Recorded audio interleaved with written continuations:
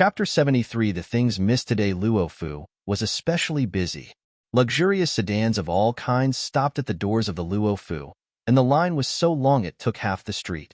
The common people watched from far away on the side as the sedans that carried the noblewomen passed by and started to discuss the matter of Luo Xiaojia's upcoming marriage.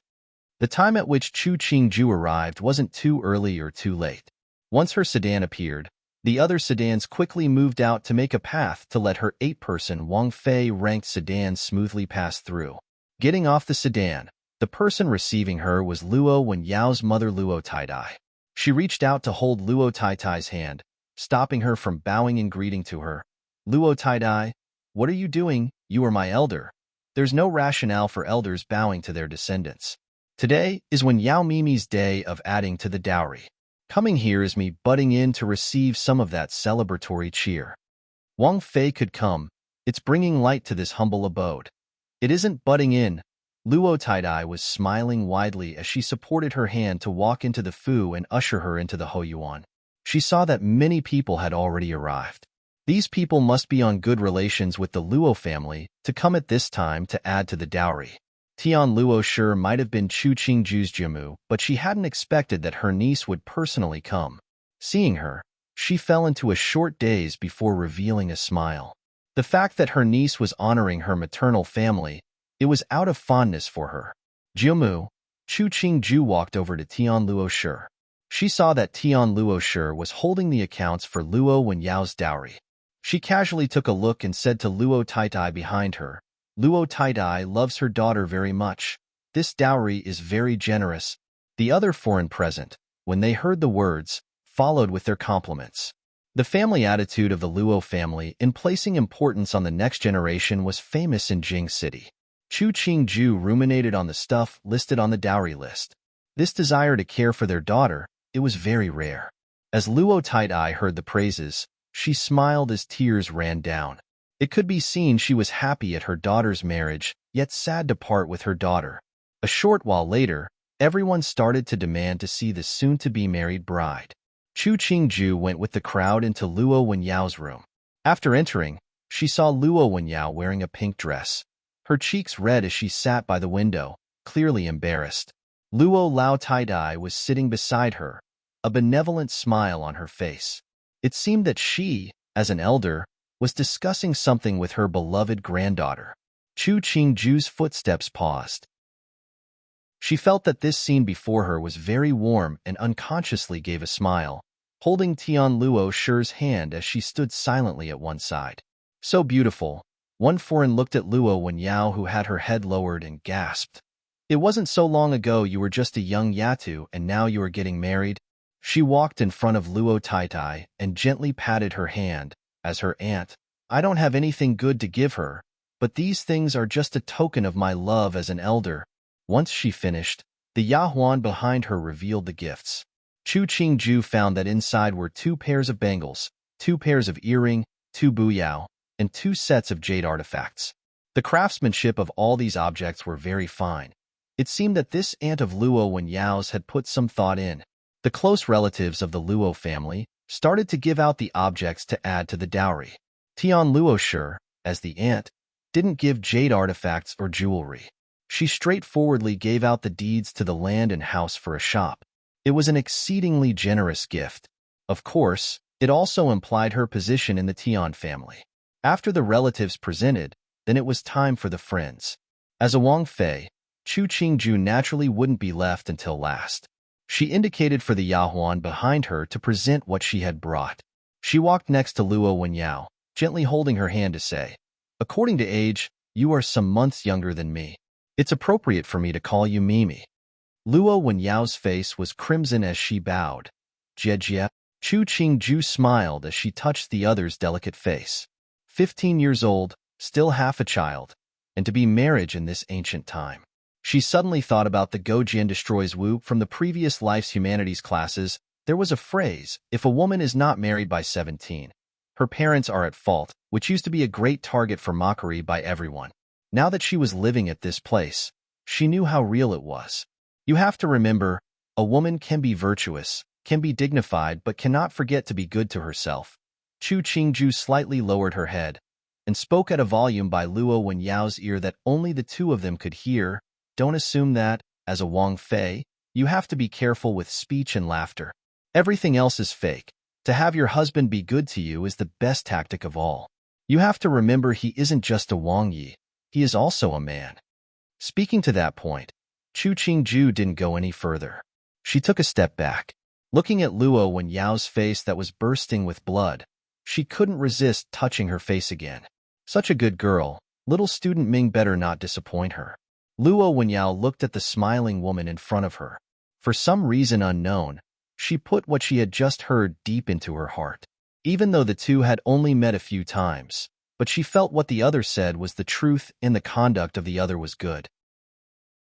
A beat later, she nodded her head gravely. Jejia, Mimi will remember. In that pair of large eyes were reverence and trust. The others thought that they spoke a few words due to the similar age of the two, and that they would be jolie in the future.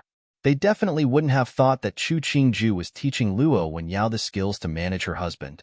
They looked at the gifts that Duan Wang Fei was adding to the dowry and had to admit to themselves that Duan Wang Fei was one that repaid the kindness done to her.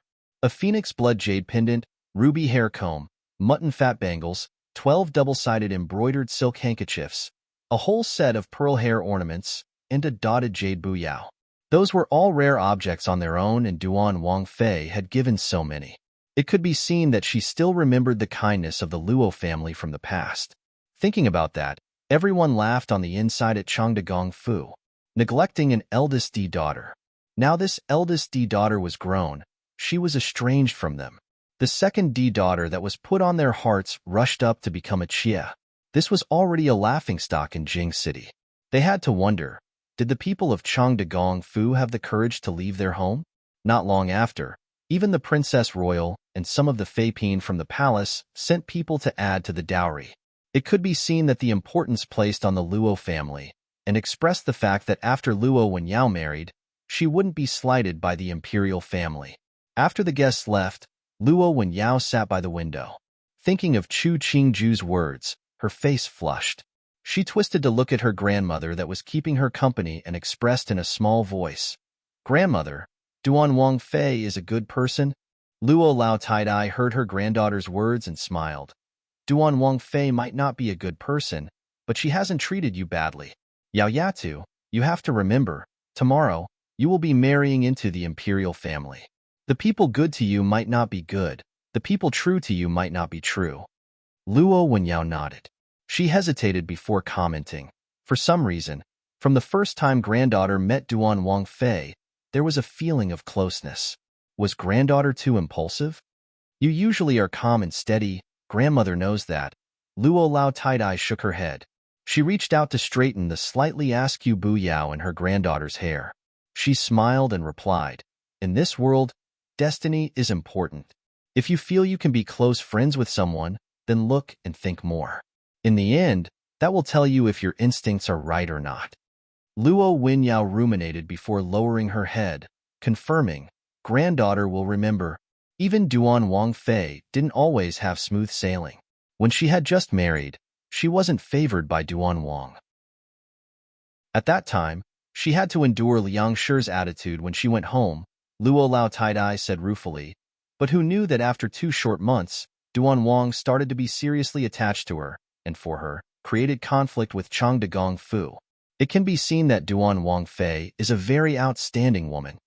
As she finished listening to her grandmother's words, Luo Wenyao's worship of Chu Qingju became even greater. If a woman like Duan Wang Fei couldn't receive the affections of her husband, then it meant Duan Wang's eyes were too lacking. After finishing adding to Luo Wenyao's dowry and staying in Luo Fu to eat a meal, Chu Qingju sat on the sedan to return to the Fu. From the outside of the sedan came sounds of peddling. She brushed aside the curtain and saw a stall not far away selling stewed eggs. It didn't look extremely clean, but the fragrance drifted into the nose. "Stop." As Chu Qingju spoke, the sedan slowly stopped. "Wang Fei." Huang Yang walked to the window of the sedan and asked in a small voice, "Has something happened?" Chu Qingju peeked from behind the curtain. "I see that the stewed eggs seem fragrant. Buy some for a taste. Get the owner to add some of the soup. After returning to the Fu, it has to be heated, so the taste will not change. Hearing this, Wang Yang turned his head to look at the stewed egg stall at the side of the street. He jogged in front of the stall and took out a handful of copper, buying a dozen, or which were then wrapped with lotus leaves. He held a bowl filled with the stew as he ran back to the side of the sedan, informing in a small voice, "Wang Fei, this one has bought them. Let's return." Chu Qingju rubbed her nose. Even though she wanted to taste one now, due to the need for appearances, she resisted the craving. The old woman that sold the stewed eggs didn't expect that her food would be bought by an important person one day. Her face was full of excitement as she looked at the red and yellow sedan leave, muttering, "The heavens, that was a noble." The passers-by saw that even a noble and relative of the imperial family had bought the stewed eggs, and for a time, many bought a few for a taste. This was something that even a noble liked to eat. Not far away, He Yuan sat on a horse as he looked at the stewed egg stall surrounded by people. He frowned as he raised his horse whip to point to the stall. "He Fu Air, go buy a few." He Fu Air quickly left with 2 guards. He pushed into the crowd and brought a few stewed eggs before squeezing out of the crowd. Taking them to He Yuan, he warned, "Wang Yi, the food on the street isn't clean. Don't eat too much." Looking at the unsightly egg, He Yuan used a white handkerchief to hold the already peeled egg. He hesitated before taking a bite. The egg had been cooked for a long time. It was tough and slightly salty, but the smell was very special. "What is this? Just throw it away." He Yuan ate a whole egg before wiping his hands and throwing the handkerchief away. He ordered coldly, "Return to the Fu." He Fu Air blanked. When he raised his head, Wang Yi was already far away on his horse. He turned to carelessly shove the stewed egg wrapped in lotus leaves to one of the children on the street and jogged to catch up. The child that had the egg shoved into his hand stared dazedly at the back of He Fu Air. He unwrapped the egg and took a bite, instantly giving a smile. Taupopo's stewed eggs were really flavorful, so delicious. That rich person has terrible sense to pass on something this good. Chapter 74 Jealousy. On the day of He Ming's marriage, Chu Qingju and Jin and Princess received the womenfolk who'd arrived for the celebration as the mistresses of the house. Now that Ning Wang Fei was under house arrest in Bright Moon Tower, Chu Qingju held seniority among the Wang Fei. For this wedding of He Ming, her little brother-in-law, even if she wanted to be lazy, she couldn't avoid it. The womenfolk were fine. Order a few cheerful plays, put out some fruit and refreshments and chit-chat. It wasn't very difficult, but it was more complicated on the men's side. It didn't just touch on the personal interests of some. They had to pay attention to people who were drunk and would cause an unfortunate disturbance. Additionally, He Yuan wasn't willing to demean himself by receiving guests, so He Hong and some of the officials of the Ministry of Rites had to organize the guests. Even if it seemed busy, most of those who came were smart. They wouldn't cause a disturbance at this kind of setting and wouldn't try to find trouble. Most of them respectfully sat down and waited for the wedding to begin. Jin and Princess paid attention to the time. Not long after, a Tai Jian ran over and reported that the wedding sedan was almost at its destination. A crowd of women stood to walk to the front hall and waited for the couple to bow to the heaven and earth. Chu Qingju and Jin and Princess stood together. She swept a gaze across the hall. The men and women stood at their own sides, the men on the left and women on the right, clearly divided. In a short while, the music sounded. She tilted her head to look and saw He Ming wearing the bright red wedding clothes, his hand holding one end of a red silk cord as he walked in from the outside. On the other side of the red silk cord was Luo Wenyao, who was wearing a phoenix crown and cape. While Qing the Emperor and the Empress didn't personally attend, their gifts had been sent down very early beforehand. Chu Qingju watched as the couple bowed to the empty seats above them and once again looked down on the imperial house. The father wasn't present when the son got married. Was there even any meaning left when the imperial father and son were like this? When the 3 brothers in front of He Ming had married, Qing the Emperor had personally written out a celebratory speech to be read at each of the ceremonies, expressing the regret of his absence and wished to make up for such a deficiency. Why wasn't there one when it was He Ming's turn? After the ceremony, Chu Qingju and the others followed the newly wedded pair to their bridal rooms and waited for He Ming to lift the bride's veil. The bridal rooms were very busy. Chu Qingju even saw Jean and Princess' two children. She watched as he Ming slowly lifted the bride's veil. Underneath it, Luo Wenyao's face was full of bashfulness, like a flower just before blooming. Some said that a woman was most beautiful on the day of her marriage. Chu Qingju smiled at the bashful Luo Wenyao and had to admit it was true. She and Jean and Princess smiled as they came forward to say some lucky words. After the children received their red packets, they ushered everyone out and left a silent space for the newlyweds. Coming out of the bridal room, Jean and Princess looked at the darkening sky. She smiled as she reminisced. That year I was married, the Didi were still all children. Now, all of them are married. Chu Qingju guessed that Jean and Princess was thinking of her failed marriage, comforting. Time is like flowing water. Jejia doesn't have to be sad. Listening to the noise from the banquet in front of them, Jean and Princess smiled as she glanced at Chu Qingju. You are assuming that I am sad over what happened with the Count of Beilu? She laughed. Right now, I am the Princess Royal. I have a son and daughter, and they have their titles. What do I need to be sad about? Chu Qingju hadn't thought Jean and Princess would say such unaffected words and stilled before conceding. It's me that was mistaken. Jean and Princess shook her head. When the Count of Beilu betrayed me in the beginning, he should have thought of the conclusion. I am the daughter of the Emperor. He underestimated the people of the imperial family. Maybe it came about because of the imperial family were too courteous to him when they used to return to Jing, and that made him forget what they were truly like. Chu Qingju felt that Jean and Princess was extremely domineering right now. As they walked closer to the wedding banquet, she looked ahead and hesitated before speaking. A few days ago, a subordinate of my Wang Yi came back from Jingzhou. I heard him say that ninth-grade official's daughter died from sickness. The Count of Beilu hasn't stepped out of his home and even sent up a request to transfer the title to his Didi. Fu Huang will not agree. Jean and Princess smiled as she explained, this title, until the Count of Beilu dies, will always be on his head. But after he dies, it isn't certain that this title will still be the Chao family's. Chu Qingju looked at the smile on Jean and Princess' face, instantly feeling reverence. This was what a true woman should be like. At the wedding banquet, He Hung occasionally drank a cup with the guest, but most of the time, he only had to sit to one side and wait for others to come to him. Looking at the noisy play on stage, he gave a yawn of disinterest. Erji is tired? Sitting by his side, He Yuan played with the wine cup, looking lazy. Now that Laoisai has married, he will get busy in the future. He Hung didn't seem to hear the implication in his words. He raised the wine cup and swirled the contents. With a Wang Fei to care for him, Sai Di will have more relaxing days. Ha, He Yuan snorted. When did a Ji become so simple? Didi finds it very unexpected. He Hung was pretending not to understand his words, still acting in front of him. He Hung gave a warm smile as he responded. Erji is always like this. It was Sandy who didn't know before today. The corner of He Yuan's lips jerked. He turned his head to avoid looking at He Heng's expression and saw his eldest sister and Duan Wang Fei emerge from the back and walk to the female side. He frowned as his gaze landed on Qin Bailu, who had been seated the whole time. The hand which held the wine cup tightened. They were both Wang Fei, but why was the difference in conduct so large? The noise eventually had to quiet down. When Chu Qingju and He Hong came out of Cheng Wang Fu, it was already the deep of the night.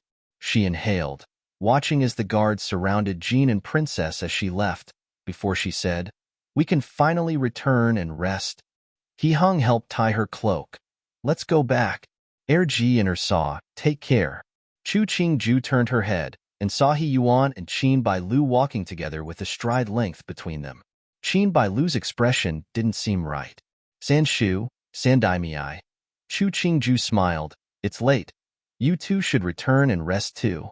"Thanks for the concern, Saw." "Of course we know to rest," Qin Bailu calmly said. "Today, Saw was very busy. Don't exhaust yourself." It was easy to detect the queerness in her tone. He Heng's brows furrowed slightly, his eyes instantly becoming cold. Even the smile on his lips disappeared without a trace. It was only the fact that the other was his daimai that he didn't speak. "Shut up," He Yuan snapped. "If you're tired, then go to the carriage and rest." Qin Bailu's expression changed as she coldly answered, "If that's the case, Xie will leave first. Wang Yi can do as he pleases." She really did abandon He Yuan to leave first, and didn't even care that He Hong was present. Chu Qingju felt that Qin Bailu painted a gigantic black on the reputation of the Qin family as an educated and noble family. And this stain couldn't be washed out and couldn't be brushed off. He Yuan's face was so dark, ink could be squeezed out of it. He managed to raise his hands to the two and state, Saw, you go first?" He said to Chu Qingju, Saw, "Forgive me for the wife's ill manners, and for letting you see such a joke. This wasn't the first time I've seen your embarrassments." Chu Qingju smiled calmly as she replied, "It might be that Daimei isn't feeling well. Sanshu should go take a look. We don't live very far from here, and can get back to the Fu very quickly. You go first." He Yuan nodded. "Goodbye." Chu Qingju reached out to hug He Heng's arm, whispering in his ear, "Our San Daimei's temper isn't soft at all." He Heng smiled coldly, wrapping an arm around her waist to enter the carriage before declaring, "The Qin family raised a good daughter." Chu Qingju listened to the tone of his voice and had the impression of it expressing wait and see. She smiled. "Who cares whose daughter she is? It has nothing to do with us." He Heng embraced the other in his arms, gently patting her back. A long time later, he stated, "Don't worry. In the future, no one would dare to be disrespectful to you." The person in his embrace didn't speak. A beat later, he lowered his head to look, but only saw the other's sleeping visage. He smiled helplessly. It seemed that today had exhausted her. Clang! A blue-ink porcelain teapot smashed onto the floor. He Yuan angrily pointed at Qin Bailu. "Look at what you've done. How does it look like anything a proper lady would do? Even an uneducated shrew would be better. Ben Wang gets angry just looking at you. Who do you not get angry looking at? Lu He and the Dong Yuan, Qing Lu, or that Horan Shi Yuan? The women of the Chu family are all fox spirits, but you men stop moving after taking a look." He Yuan dealt a blow to Qin Bailu's face, making her stagger. He expressionlessly looked at Qin Bailu, who was covering her face. Before saying this, "Think of your position. If you feel that you can't stay in my Rue Wang Fu any longer, then get out and stay in your paternal home for the rest of your life. Don't come here to be an eyesore."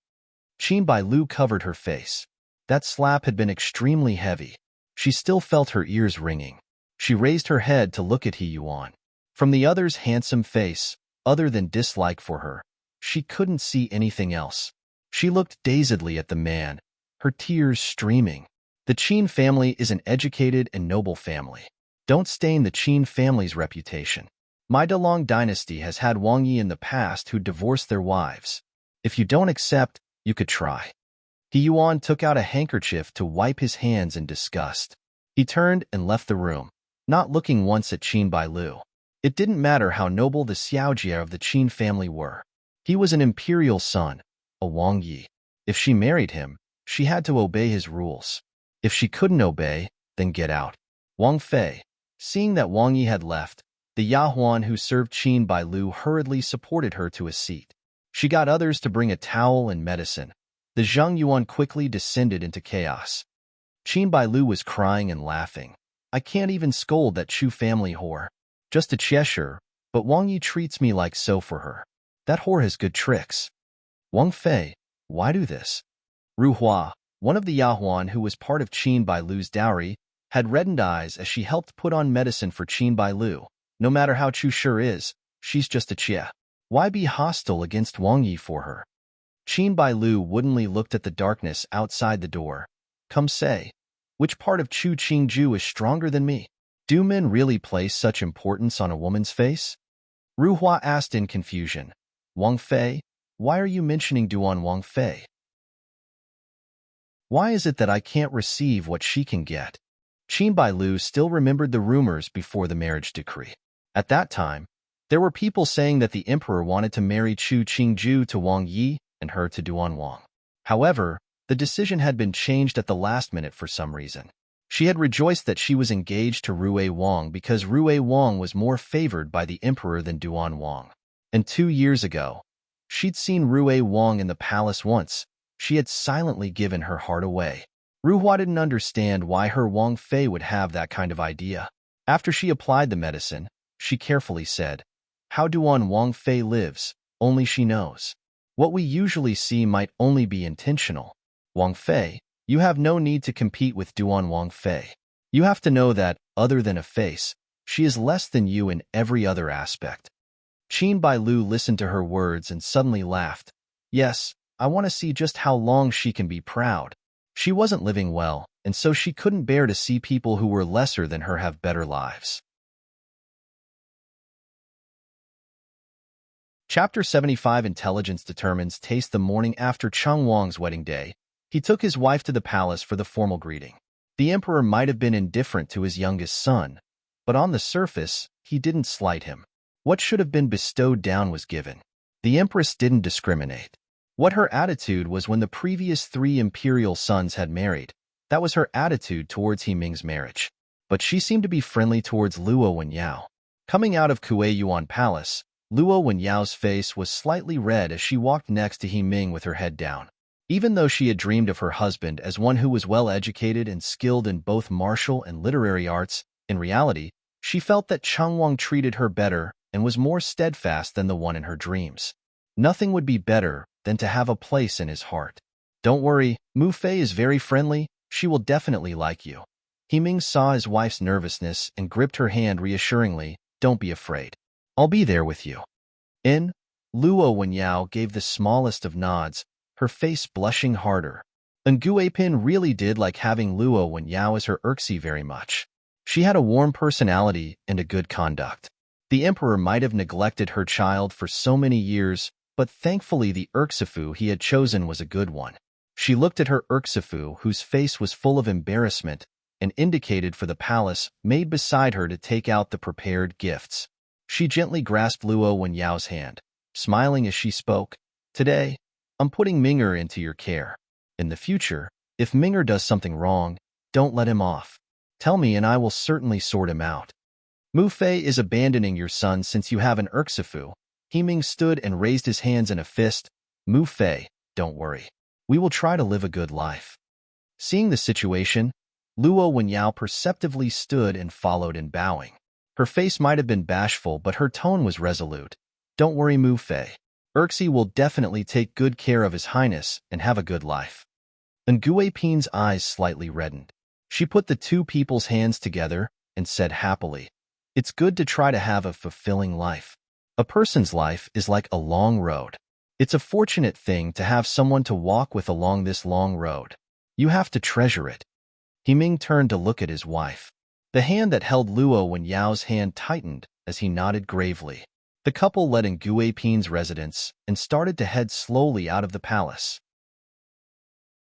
He Ming noticed that Luo Wenyao kept walking half a step behind him and reached out to grab her hand, remarking, "When we get back, we should go to see to the gifts prepared for the return to your paternal home and check to see if there's anything lacking." Luo Wenyao shook her head and replied in a small voice, "Your Highness has already prepared everything. How could there be anything wrong? I don't know what father and mother-in-law like, so you have to take a look." He Ming smiled as he responded, "Otherwise, what will happen if father and mother-in-law aren't satisfied with their son-in-law?" Luo Wenyao heard his words, and her hand that was being held by He Ming gripped his broad hand. She smiled as she teased, "That's even more of a reason not to help you. If you prepare, it's called being thoughtful. What is it if I prepare it?" The 2 smiled simultaneously, their hearts gradually becoming closer. Chu Qingju stood at the side of the fake mountain, looking at the sweet young couple not far away.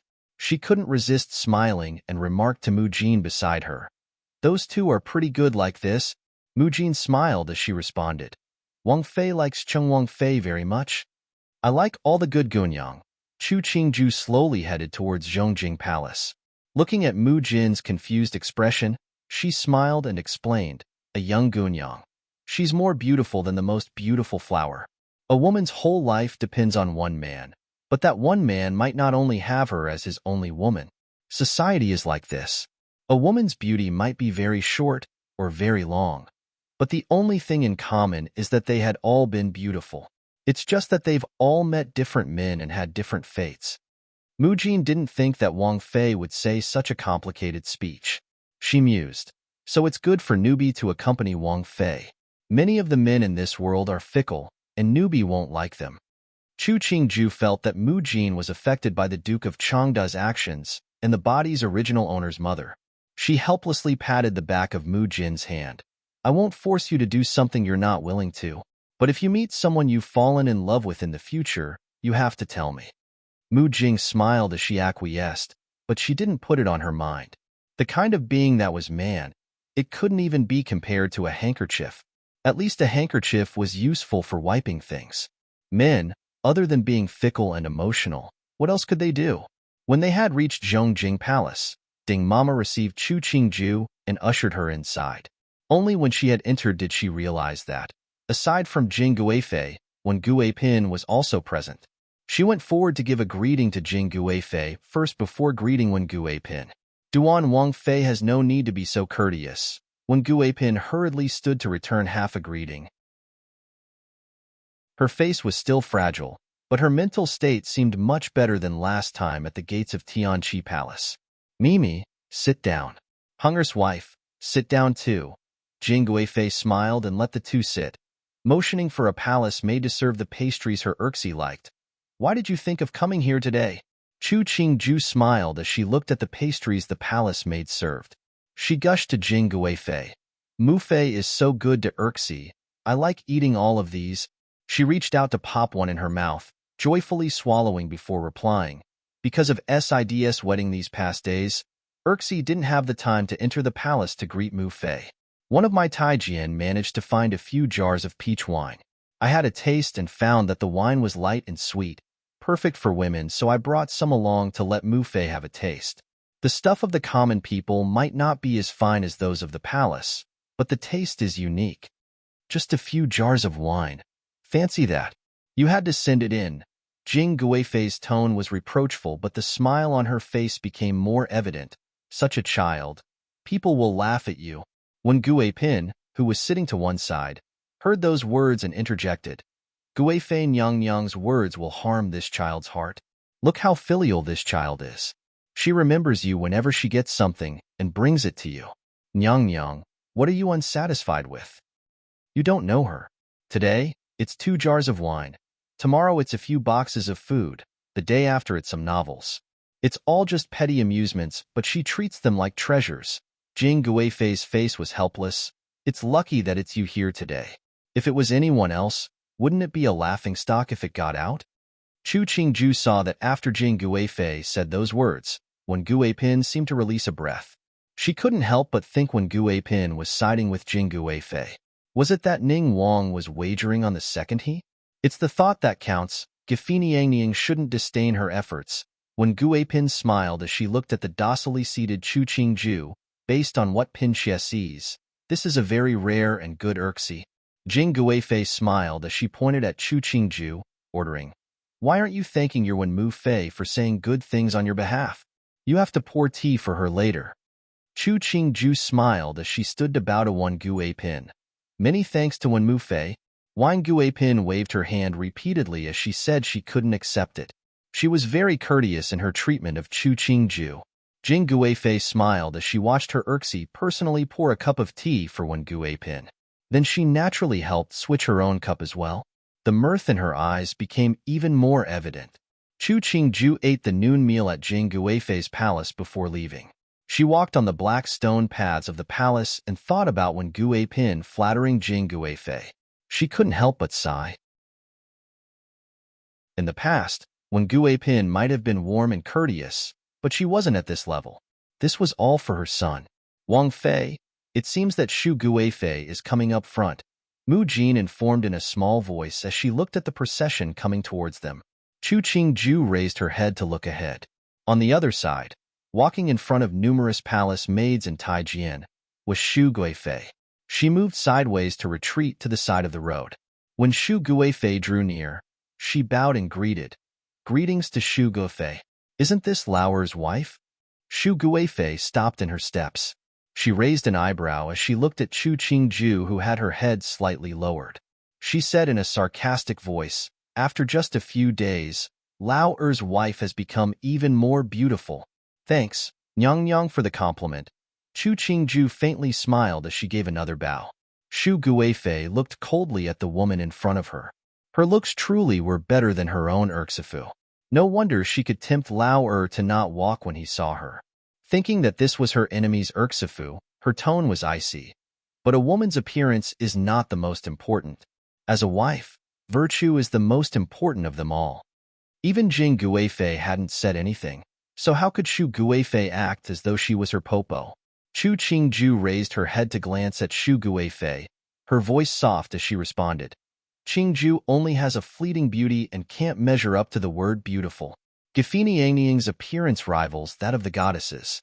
If Qingju could even have a fraction, it would be the greatest fortune in this life. Shu Guifei's face darkened. Those words were complimenting her for being beautiful on the surface, but its true purpose was to block the words she had said previously. She was going to flare up when she heard another person's voice come from behind her. Greetings to Shu Guifei. He Hong had a slight smile as he walked in front of Chu Qingju, his voice reproachful as he said, "You went to bother Mu Fei for the noon meal again? Mu Fei cares for me and knows that I like to eat the food at her place, so she specially let me stay back to eat."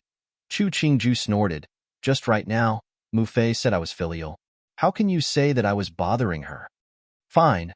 Mu Fei always protects you." He Hung raised his hands helplessly to Shu Guifei. "Mu Fei is partial to my wife. We have let Shu Guifei see a joke." Shu Guifei's smile had already disappeared. These two's words inside and out were implying that they were Jing Guifei's son and Erxi, and thus, she didn't have the qualifications to lecture them. A long time later, she suppressed the anger inside before she spoke. "Duan Wang exaggerates." He Hung smiled insincerely as he replied, "Shu Gifini Yangniang is magnanimous. If that is the case, then you should leave the palace early. Bin Gong still has to go to Tianqi Palace and won't keep you." Shu Guifei's hand, that was supported by a palace maid, tightened. That whore Wei Shi's son, he was just as horrid as Wei Shi. After Shu Guifei was far away, Chu Qingju came to a realization. So this was the type that Qing the Emperor liked. This Shu Guifei could be favored for so many years. It could be inferred that her ancestors must have been generous and virtuous people. "What are you thinking?" He Hung saw Chu Qingju look as though she had an epiphany and couldn't help asking. "Nothing. I just suddenly felt that intelligence could determine a person's taste." /n. Chapter 76 Truth and Falsehood. After Cheng Wang's wedding, the bustling and rumbling Jing city slowly calmed down. It seemed that no one remembered the imprisonment of the eldest imperial son in Bright Moon Tower, nor did they recall the imperial censor who'd rammed himself into a pillar in the court hall. The people who lived in Jing City were the most pragmatic. They would only remember what they should. What they should forget, they definitely wouldn't even remember a hint. Just as everyone was peacefully living their lives, news came out of the palace. The emperor was sick.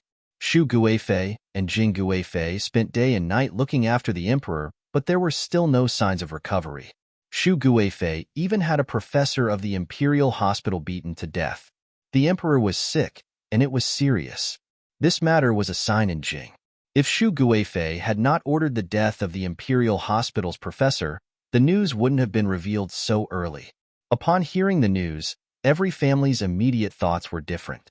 All the senior officials who were held in the emperor's confidence, such as Tianjin Ku, had shut their doors and rejected all who came. There were many who tried to find information from Duan Wang Fu. Excluding Chu Qingju's family, even the paternal families of Feng Zijin, Jiang Yongyu, and the others had eavesdroppers. These people didn't think it through. What would the paternal family of a Chia of a Wang Fu know? Did they really believe that Duan Wang was an idiot and would tell such things to a Chia, and in this sensitive time, allow the Chia to pass crucial information to her paternal family?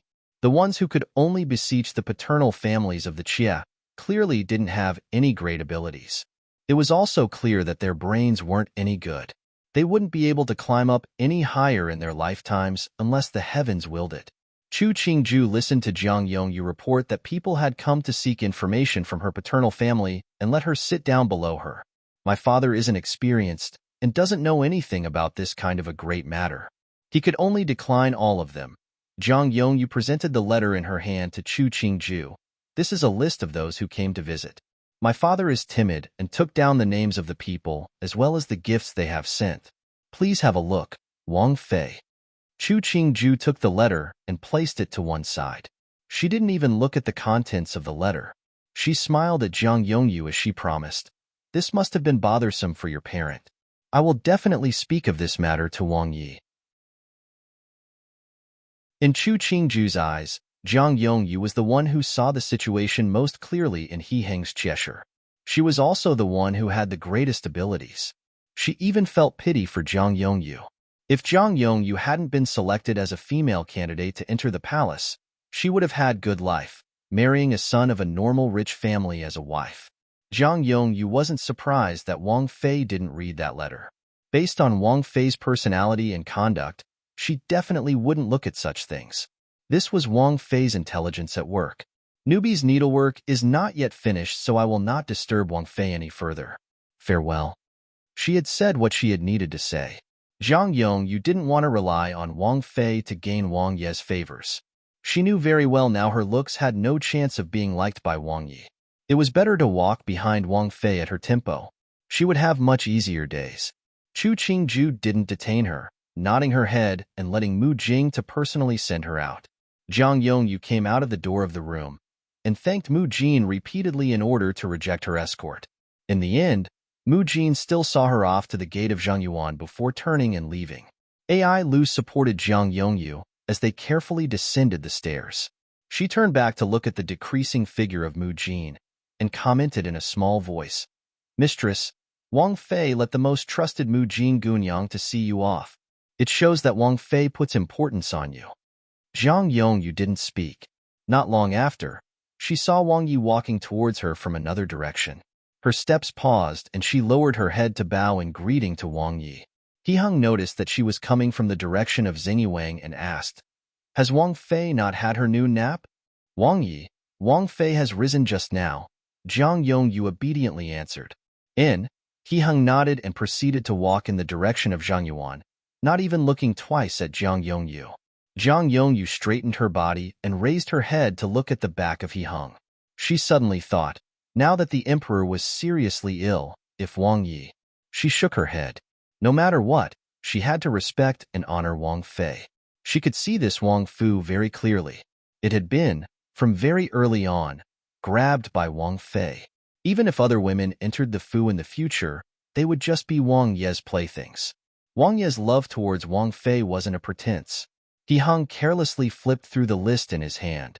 Seeing Chu Qingju was tormenting the bonsai again, he remarked, "These people are unimportant." Some were subordinates of Lao San who'd come to fish. The people of the Jiang family are very sensible. Chu Qingju was carefully trimming out a rabbit's ear. Hearing He Heng's words, her hands stilled. She hadn't thought He Heng would mention what was occurring outside to her. Was it that he really thought of her as one of his people, so he didn't even disguise his words? Does Wang Yi mean that Sanshu has secretly done something? She put down the scissors. After washing her hands, she said, "Wang Yi, how about I tell you a folk tale?" "What tale?" He Heng saw Chu Qingju's expression was solemn and waved his hand to let the all servants leave the room. He smiled as he urged, "Let me hear it." An old man had 2 sons in his family. The old man was partial to his youngest son and always wanted to give the good things to his younger son. Afterwards, when the old man was seriously ill, the younger son assumed that the old man would leave behind the family property to him. One day, the younger son heard a neighbor say that his father secretly gave the good things to his brother. The younger son was angry and went to argue with his father, who knew that he managed to cause the old man to die. The younger son was very regretful. A while later, he finally found out that what the neighbor said was a lie, but the deceased was already gone and regret was useless.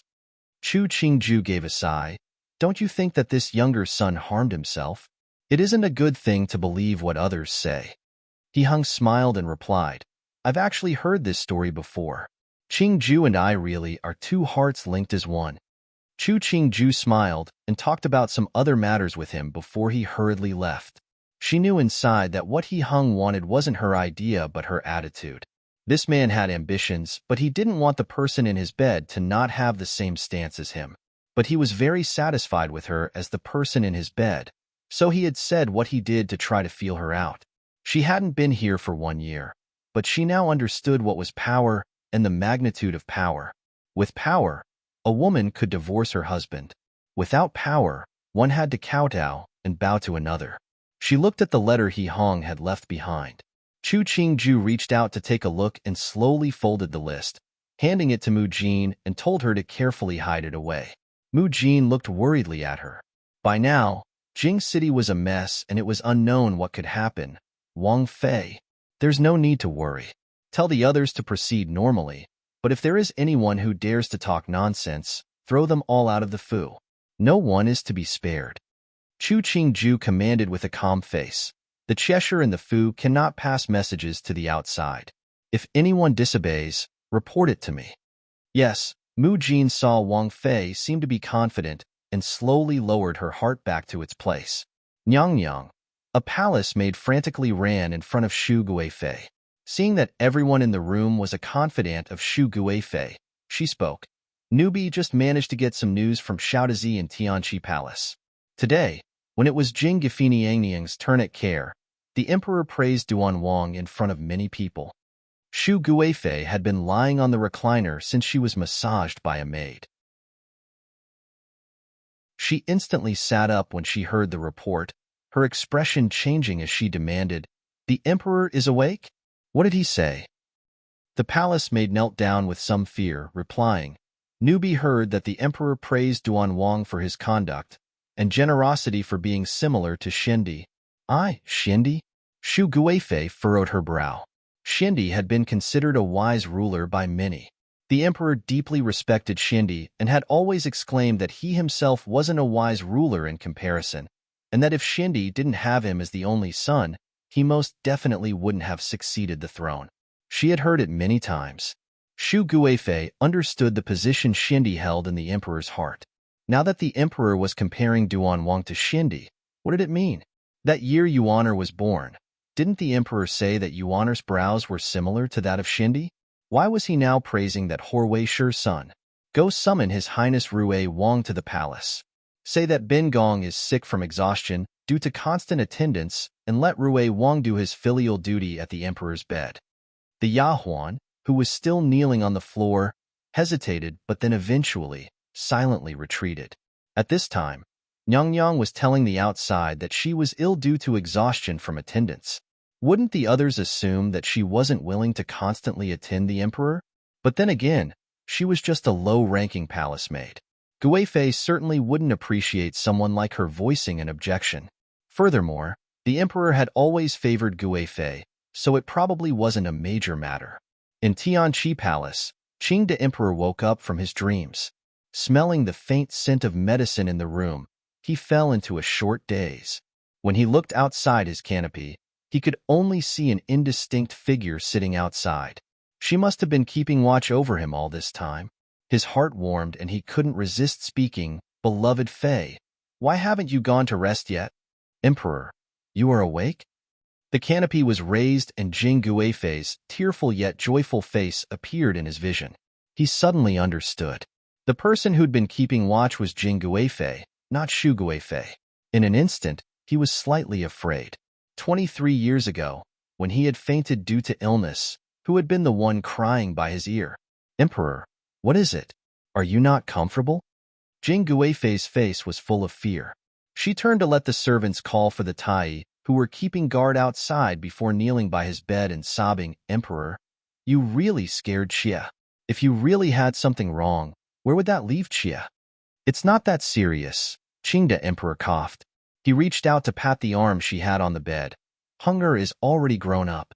Why are you still crying like this?" "It's that since Hunger has grown up, Xie has nothing to worry about." But if you Xie would have no meaning in life. Jing Guifei saw the Tai had come in and stood as she wiped the tears running down her face. She feigned dignity as she ordered, "Take care in diagnosing the emperor's pulse." If you don't take care, your fate will be the same as the Tai who was beaten to death by Shu Guifei. Nyang Nyang, please don't worry. The Tai bowed to Qing the Emperor before reaching out to feel his pulse. A long time later, he slowly released a breath. Now that Emperor has wakened, it's more than half the road to recovery. But there was too much anger in the recent past which caused the body to weaken.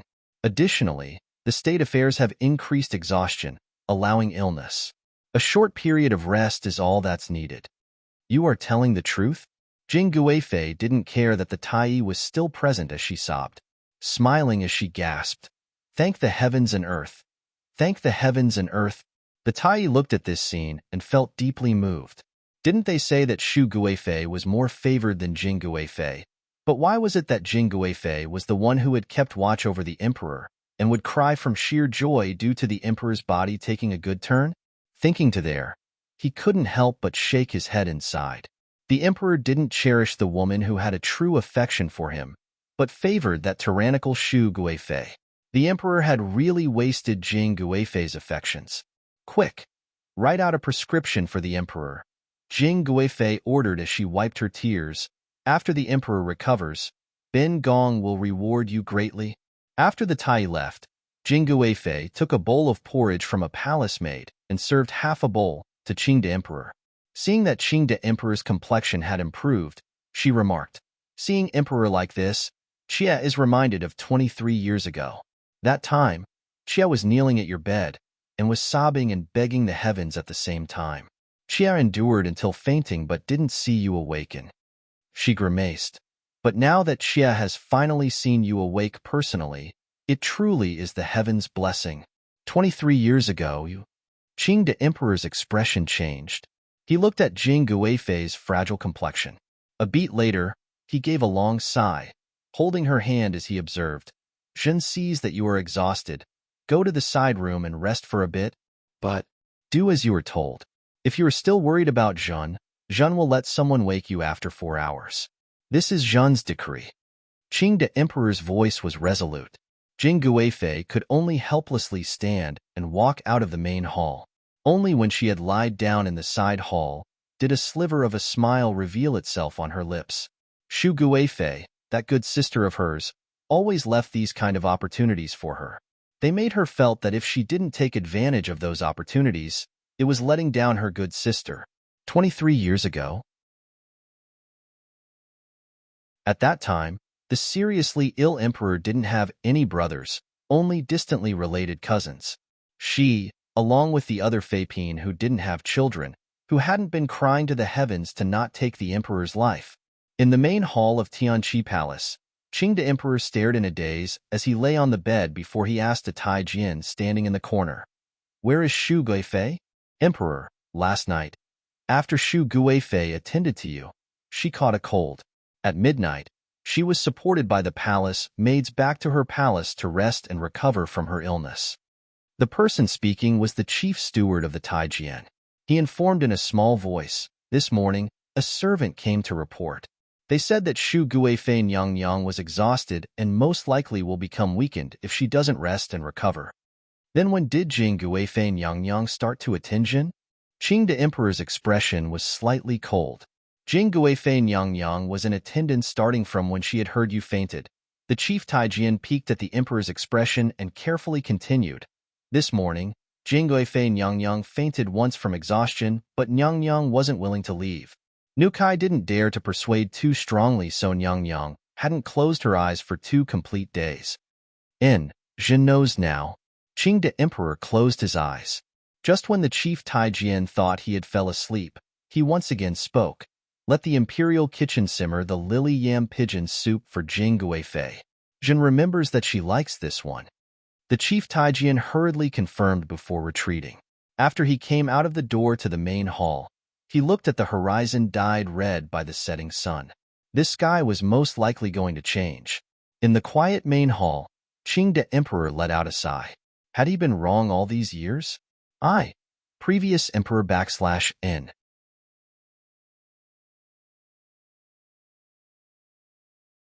Chapter 77. When He Hung brought Chu Qingju to Tianqi Palace, the children of the emperor, along with their mothers, were all present. Chu Qingju even saw some unfamiliar princesses and their fuma, but these people were evidently not valued by Qing the Emperor and silently stood to one side. The person sitting next to the dragon bed was none other than Jing Guifei. She saw her son and Erxi come in but didn't pay any attention to them and persisted in her efforts to feed Qing the Emperor his entire medicine before announcing, "Emperor, Hunger and Erxi have arrived." Qing the Emperor's mental state was much better compared to when he had first woke up yesterday. He watched as his son and Erxi bowed in greeting before waving his hand. "Stand up.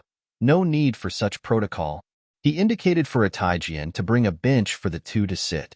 Chu Qingju detected that the smile Qing the Emperor directed towards Jing Guifei was especially warm, and his eyes, as he looked at He Hong, was kinder than in the past. She strangely felt her back turning cold. He was only sick for a few days, but why did Qing the Emperor seem strange? She looked at the still standing Fei Pin and princesses and saw He Hong pulling his stool closer to sit next to the bed. She followed to sit next to He Hong and watched obediently as Jing Guifei warmly placed a cushion for Qing the Emperor and gently put a blanket over Qing the Emperor as though, in the eyes of Jing Guifei, Qing the Emperor was a more important existence than her own son. Her eyebrow slightly twitched. Chu Qingju felt that she thought something she shouldn't have. She silently moved her gaze to He Hong and saw He Hong appeared to be deeply worried as he looked at Qing the Emperor. She also adjusted her expression and tried not to get left behind. Has Fu Huang gotten better?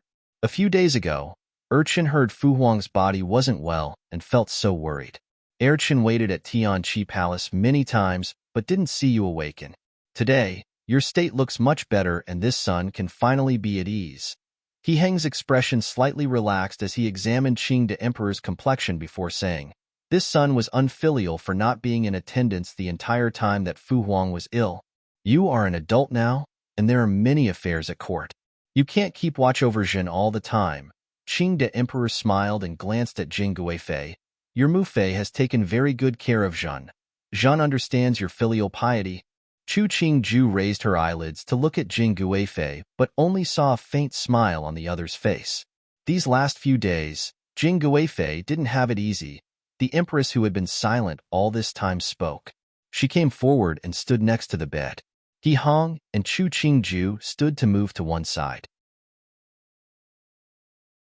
There wasn't any reason for them to remain seated when the Empress was standing. "Emperor, after you recover, you have to greatly reward Jing Guifei. The last 2 days, she had tried many times to get her to rest, but she couldn't bear to part from you."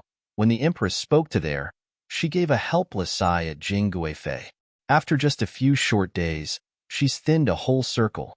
Not just you, Emperor. Even I feel pain looking at her." Qing the Emperor nodded. "Her regard, Zhen knows." The Empress smiled, not a hint of jealousy on her face. From what Chu Qingju saw, the Empress was very satisfied with the present situation. That made her suspect that the Empress might be on the same side as her popo. "Emperor, Shu Guifei and His Highness Rui Wang are asking for an audience." The chief Taijian came in, and after seeing the relaxed mood inside the room, he informed in a small voice, "His Highness Cheng Wang and Chang Wang Fei are also waiting outside the hall to be summoned." She didn't know what Qing the Emperor seemed to be thinking given his brow had slightly furrowed. Let them all come in. Looking at his true love and his most favored son come in.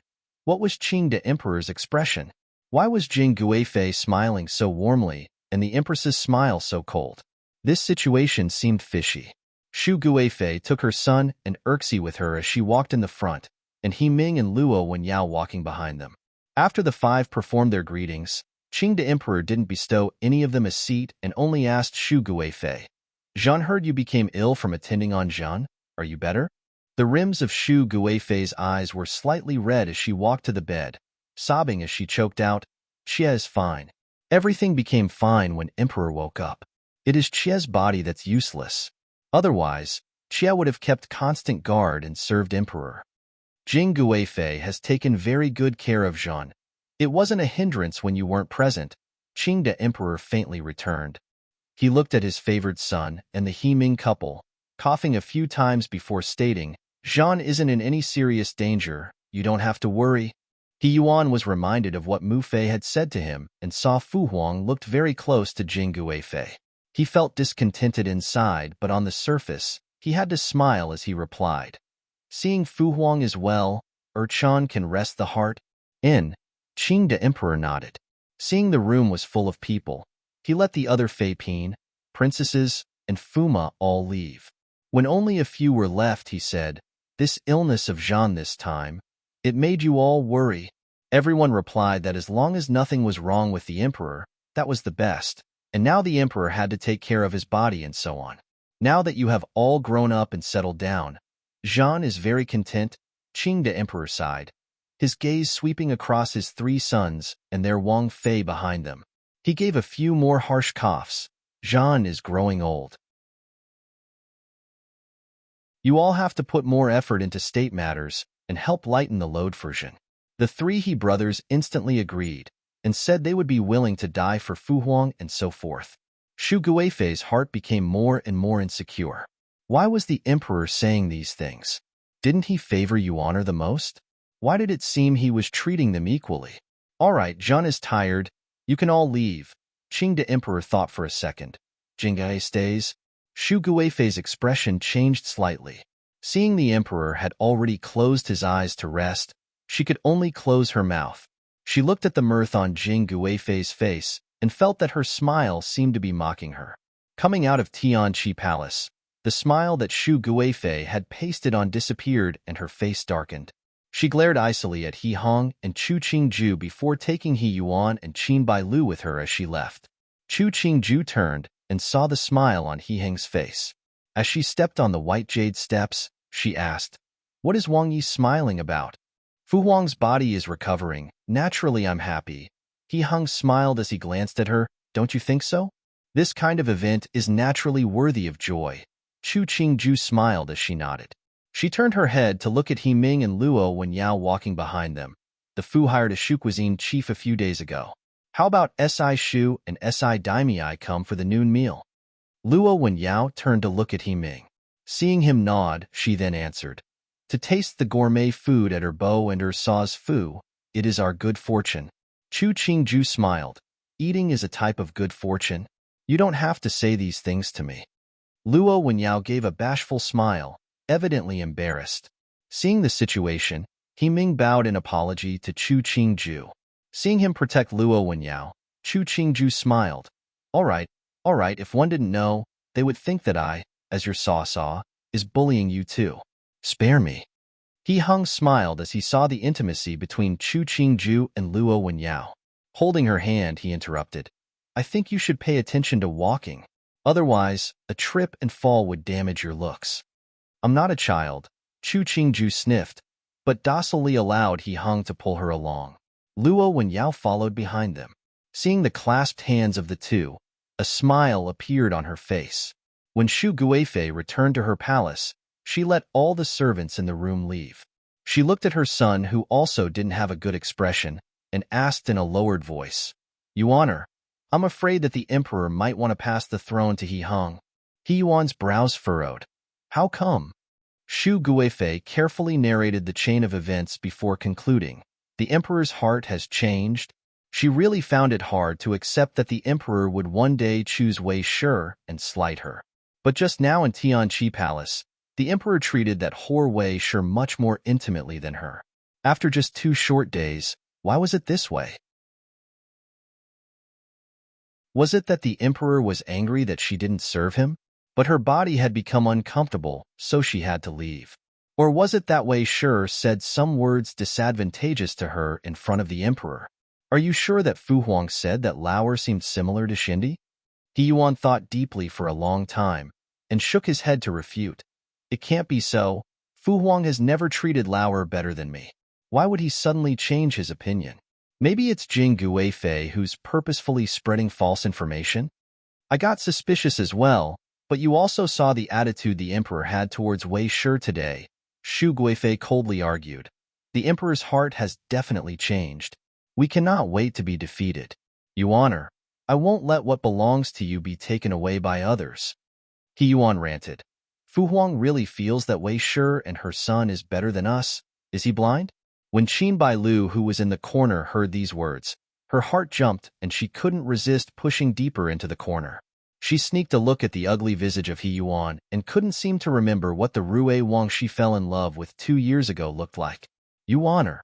Shu Guifei heard He Yuan's words, her expression instantly changing, and disapprovingly said in a small voice, "How can you even say such things?"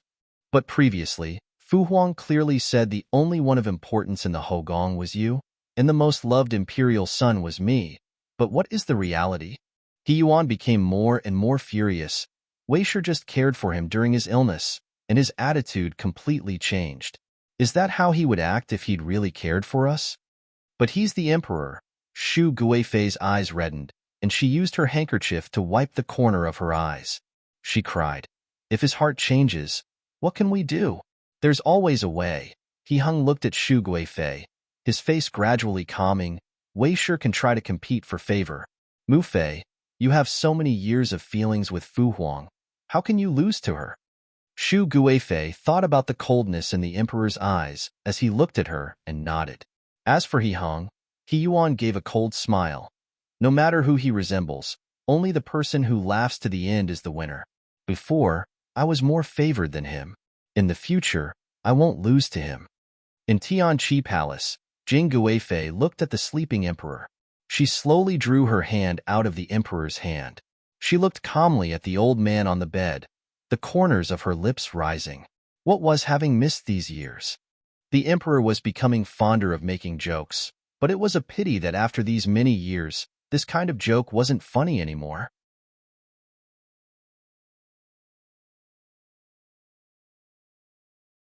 Chapter 78. It was the first time that Luo Wenyao visited Duan Wang Fu. She found that Duan Wang Fu was more magnificent and refined than Cheng Wang Fu. She couldn't help squeezing He Ming's hand, feeling sympathy for this person who was walking beside her. He Ming assumed she was nervous and smiled at her. "Whatever you like to eat," tell her saw. "We shouldn't try to scrimp for them. Even if you want to be frugal, you couldn't save." He Hung smiled as he led the others into the front hall. After everyone had sat down, he teased, "Your Saw takes great care of her eating and wardrobe. With her here, it isn't possible to save. Wang Yi dislikes the fact that I eat too much." Chu Qianji took a teacup from a Yahuan and sniffed upon hearing his words. "I'm happy you have such a good appetite. I wouldn't dislike it." He Hung smiled as he ordered, "Qian Chang Xian, go hasten the kitchen and have them make that peanut pastry that Wang Fei likes. Otherwise, your Wang Fei won't forgive me today." Nonsense. If they didn't know, they would assume that I was a shrew. Chu Qingju put down her teacup and burst into laughter. "Si Shu and Si Daimei are still here. You just want them here to laugh at me." Saw, "I didn't see or hear anything." He Ming smiled as he followed up, Ji and Saw are indulging in conjugal love. Us, being Didi and Daimei, can only be happy for you, not laugh at you." Luo Wenyao used a handkerchief to cover the smile on her lips. Even though she didn't speak, the uneasiness between the four people slowly disappeared. Chu Qingju could see that He Ming was desirous of becoming closer to He Hung.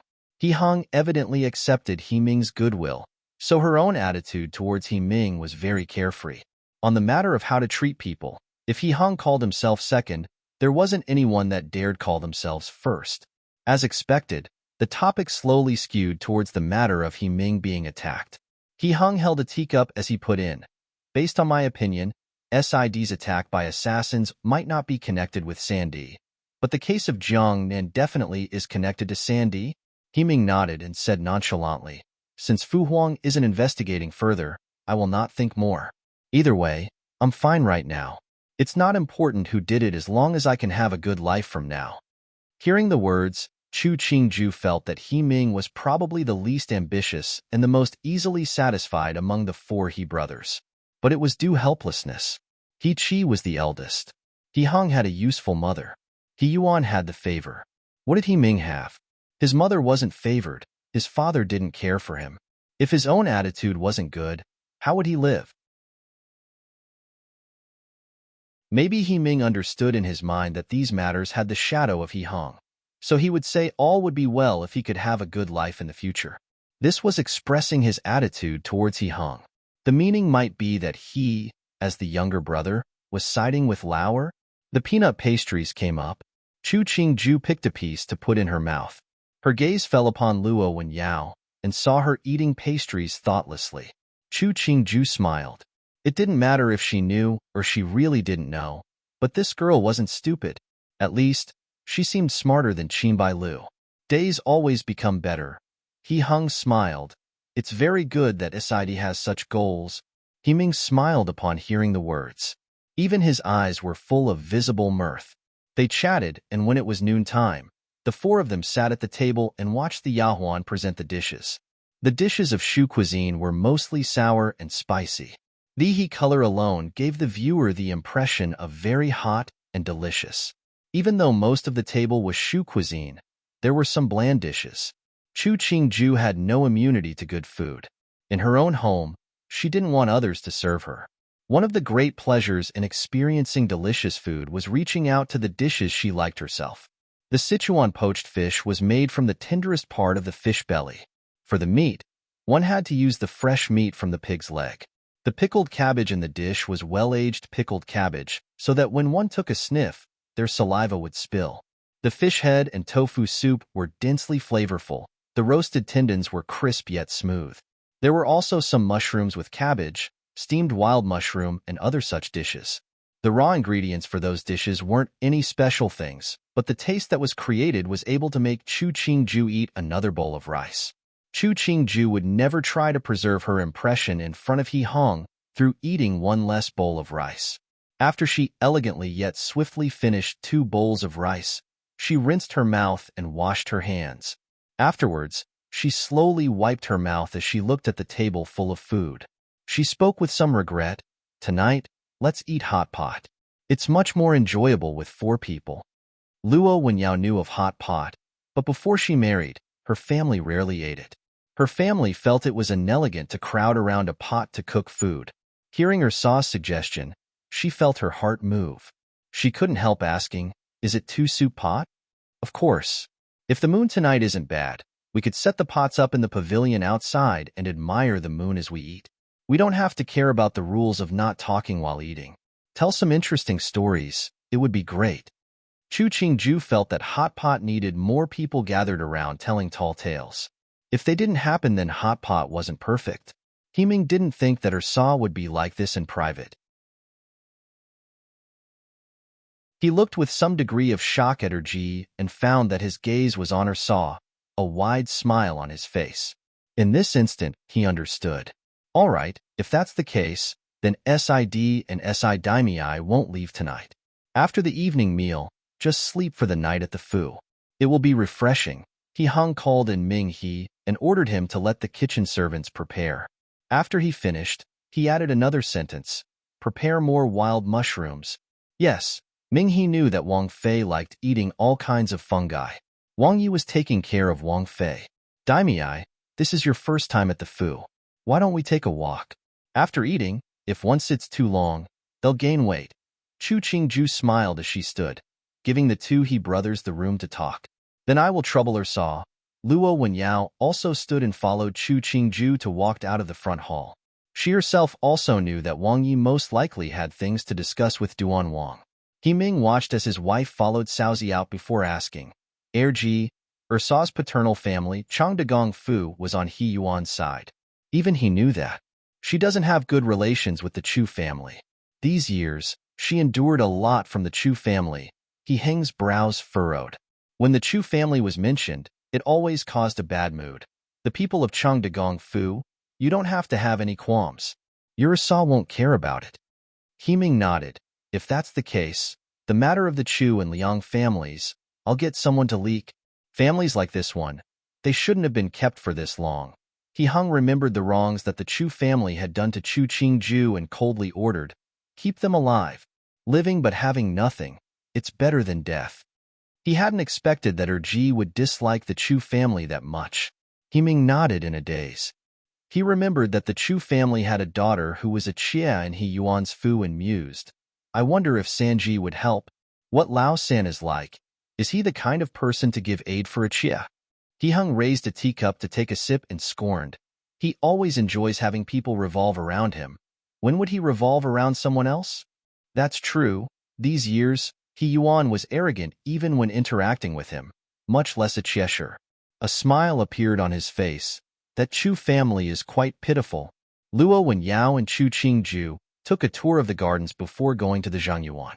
When she saw the furnishings in Chu Qingju's room, she couldn't do anything except gape.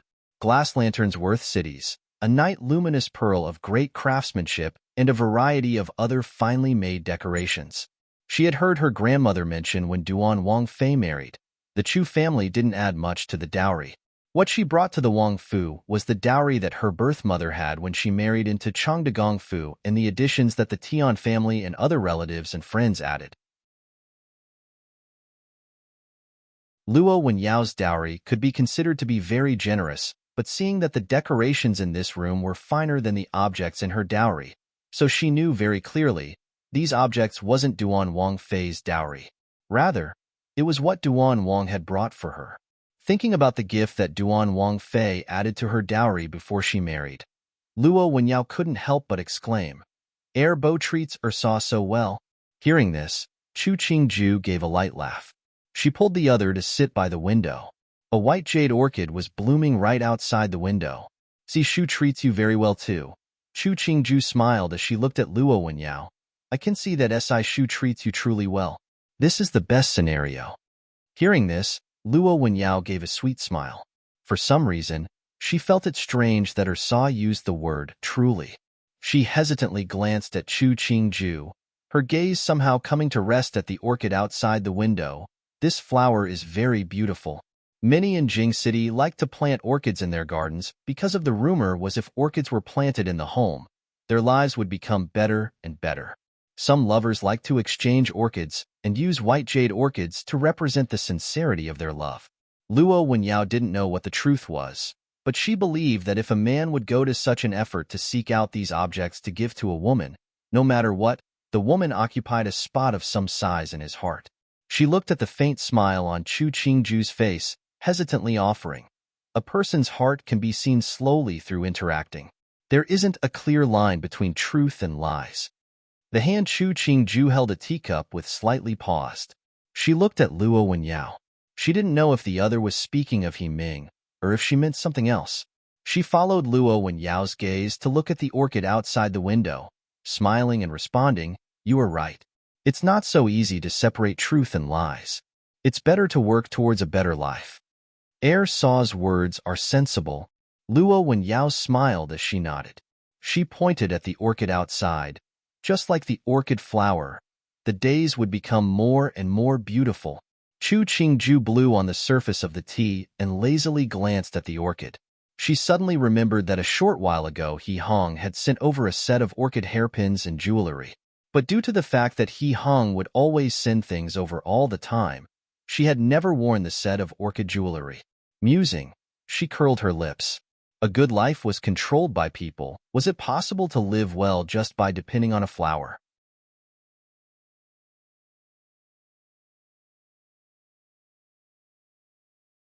Chapter 79. As expected, there really was a glowing moon. The servants in the Fu had already prepared everything that was needed. He Ming and Lu Wenyao looked at the heated lanterns hanging in the pavilion and then at the two tables nearby, holding of a variety of foodstuffs. They finally understood what Ji meant by his earlier statement of, "No need to save." The four sat down around the table, each one taking a pair of the public chopsticks to start cooking in the pot. Even the not-so-favored He Ming had rarely ever cooked on his own, and his ignorance about how long something could be cooked created laughter and lifted the mood of the meal. Luo Wenyao looked at Chu Qingju, rapidly picking up what she liked to cook in the pot. She always knew when to take the ingredients out when they were perfectly cooked. Luo Wenyao couldn't help but look down at the people of Changde Gongfu. Er Sa was the eldest daughter, no matter what had happened, but Er Sa had suffered so much. Otherwise, why else would she be so familiar about such matters? Ignorant of the fact that she had become a little white cabbage in the snow in Luo Wenyao's heart, Chu Qingju contentedly drank a small bowl of silver treer fungus and date soup to wash away the spiciness in her mouth. She felt that she was 6/10 full before commenting, "It's been some days since I ate hot pot." This soup that our kitchen has made is getting better and better. It's all right to occasionally eat some. If you eat it every day, you won't like any kind of soup. Hee-hung used a pair of public chopsticks to serve a tea tree mushroom into her bowl, smiling as he said, "You ate so much meat today that it will be hard to sleep." Chu Ching-ju picked up the tea tree mushroom to dabble in the condiments dish. After she finished eating, she pouted. "Then later, you have to play weiqi with me." "Fine," Hee-hung grimaced. Turning, he started to put what Chu Ching-ju liked to eat into her bowl. Hee-ming poured Luo Wenyao a small bowl of silver tree ear fungus and date soup. Seeing Ji and her Saw proficiently serve each other what they liked, he thought inside that he hadn't done enough. "CD, your wounds have healed. You've gotten married now. Fu Huang has said that us brothers have to put more energy to state affairs. Why don't you go spend some time in the Ministry of Revenue? That could be considered as going to learn something new." Hee-hung raised a cup to Hee-ming and drank before continuing. "Even though I am the second eldest, I'm not even 2 years older than you. You should pay more attention to state affairs." Hee-ming didn't refuse. Out of the 4 brothers, other than Deji, who was 7 years older than him, Ji and Sanji weren't that much older than him. But both Ji and Sanji had been involved in state affairs for a long time. He was the only one who'd attended court after turning 16, but he still didn't have anything to do. Fu Huang never spent any attention on him. His mother wasn't favored. His maternal clan really didn't have anyone. The result was that he had muddled his way for 3 years at court, yet had never accomplished anything. Now that Ji had said this, it was like giving him a helping hand to let him establish himself at court. "Thanks, Ji. You definitely will learn how to do things, and not disappoint Ji." Hee-ming raised the wine up. "You toast Ji?" Sitting on the side, Luo Wenyao gave a grateful smile to Chu Ching-ju. Even though she didn't know the whole story, now that Duan Wang was willing to help her Wang Yi, from the bottom of her heart, she was grateful to Chu Ching-ju as Duan Wang Fei. A whole meal ended in contentedness. The 4 admired the moon for a while as they digested before returning their rooms. Hee-hung naturally accompanied Chu Ching-ju in playing a weiqi game before gathering up the beauty into their warm den. A round of physical pleasure later, the 2 contentedly fell asleep. In the guest room, Luo Wenyao took down her adornments and laid with Hee-ming together on the bed. She hesitated for a long time before inquiring, "Wang Yi, does Erbi want to win you over?" "Silly Wenyao. Ji has no need to win me over." Hee-ming leaned back on the headboard, gathering the other in his embrace. "What I have, Ji also has. What I don't have, Ji still has. If I had not married you, Ji might not have been willing to help me." Luo Wenyao stilled. She suddenly thought about her second aunt in Xiangqing Hofu and Duan Wang Fei, who was very close to second aunt. Instantly, she understood. She hugged Hee-ming in sympathy, comforting in a small voice. "That's because Wang Yi is capable, so Erbi wants to help you. Otherwise, it doesn't matter who you married. It still wouldn't work out." Hee-ming smiled as he patted her back, his laughter filling the entire room. Because of Qingde Emperor's serious illness, the people of Jing City were extremely anxious. However, after a few days, the emperor started to take a good turn and could even continue to attend court. Those whose intentions had risen settled down.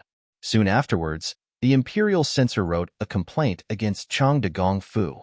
He detailed the scandals of Chang de Gongfu, such as allowing servants to victimize others, putting out loans, buying the common people's land at low prices by using their positions.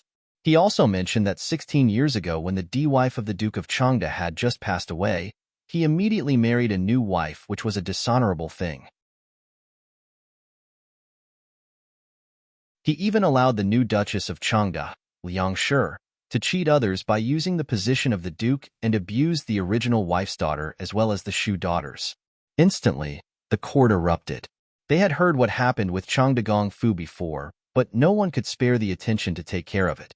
But now that someone had censured them, naturally all these matters became unpardonable crimes.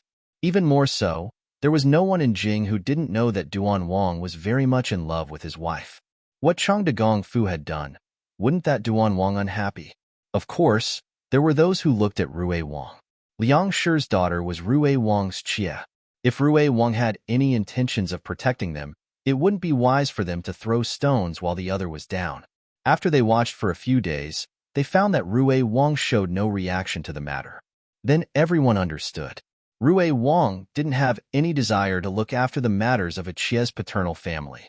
Since Rui Wang wasn't going to act, and Duan Wang didn't have any good feelings towards Chang de Gongfu, the hearts of the court officials were like a mirror.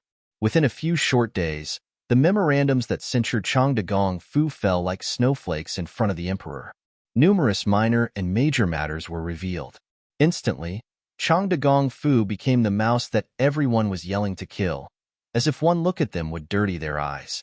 When Chu Qingju heard that Chang de Gongfu was being censured, it was the third day since the matter had started. After she'd finished listening to Jin Zhan's report, she paused for a beat before inquiring, "Is there no one asking for mercy on behalf of Chang de Gongfu in court?" Jin Zhan shook her head. She took a look at Wang Fei's face and found that Wang Fei didn't seem to be worried at all for Chang de Gongfu before continuing. "Newbie heard that many are censuring the Duke and the Liang family. The Emperor is very angry about the matter." Chu Qingju nodded. "I understand. Due to how much he disliked Chang de Gongfu, he definitely wouldn't ask for mercy for the Duke of Changde. The best case would be that he didn't try to step on them even more. But according to He Heng's style of conduct, he wouldn't do it himself. No matter what, on the surface, the Duke of Changde was his father-in-law. If he came out personally, others might purposefully exaggerate it, and it wouldn't be good for his reputation. Then again, the kind of person that He Heng was, his best skill was doing everything in the dark. For him to be like He Qi or He Yuan and personally act, it would be very hard for him. He Heng didn't want to help Chang de Gongfu. The intelligent people at royal court understood, and He Yuan didn't have any intentions of giving aid. Altogether, everyone understood that Chang de Gongfu was taking its last breaths. They said that not many gave coal in the snow, many dropped stones instead. People who censured Chang de Gongfu and the Liang family naturally popped out. Hearing people mention the crime of the Duke's marriage to a new wife before the bones of the first wife was cold, Chu Qingju felt elated. Chu Tianshi was very unfortunate to have met a man like the Duke of Changde. Additionally, Chu Tianshi's cause of death was suspicious, but her death was said to be illness by the Duke of Changde. Now that the people of Xiangqing Hofu had this chance, would they give it up? As expected, Tianjin Ku sent up a memorandum on the exact day. The general meaning was that his Jiejia's cause of death was suspicious. Liang Shi was married for only 8 months when she gave birth to twins. He was suspicious that the Duke of Changde killed his wife so that he could marry Liang Shi because she had been pregnant. Once the news came out, Jing became even noisier. That year, Liang Shi truly did give birth to the twins not even 8 months after marriage. The statement given out at the time was that she was carrying twins which caused an early birth. But thinking of it now, the matter was fishy. If nothing was wrong, why would the Duke of Changde be in such a hurry to marry her? Could he not even wait for the 100 days after his wife's passing? When the matter was exposed, those who had relationships with Chang de Gongfu and the Liang family all stopped interacting with them. The two families didn't even have anyone to ask for aid. As Chu Qingju heard the new situation each day about the Chu family at court, her mood became better and better. But who knew that on this day, when she had just finished listening to Jin Zhan tell her the gossip, one of the servants came to report that the Duke of Changde was requesting to meet her. The Duke of Changde? The memories in Chu Qingju's mind of the Duke of Changde were very apathetic, and there was even a hint of hate. She heard the Duke had come, and hesitated before standing to say, "Order the gatekeeper to let the Duke of Changde wait in the side hall of the Wang Fu." "Mistress, you are going to see the Duke?" Mu Jin looked worriedly at Chu Qingju, clearly worried on her behalf. "There's nothing to fear. Now, I am Wang Fei. Do I still have to fear that he will reprimand me for Liang Shi?" Chu Qingju gave an icy smile. "Jin Zhan, help me dress." Jin Zhan quickly complied, and the group of Yahuan in the room joined in. Seeing the Yahuan bring in the different hairpins, jewelry, and the grand clothes, Chu Qingju picked an extravagantly lavish wide-sleeved Qinghuan robe. In her memory, didn't the Duke of Changde like taking up the role of the father to reprimand the original owner of this body? Then she would let him know what it was like to be suppressed by authority. The Duke of Changde waited a long while, outside the gate of Duan Wangfu before someone came in to lead him inside the front gate. He followed the Taijian in front to the side hall of the Wangfu.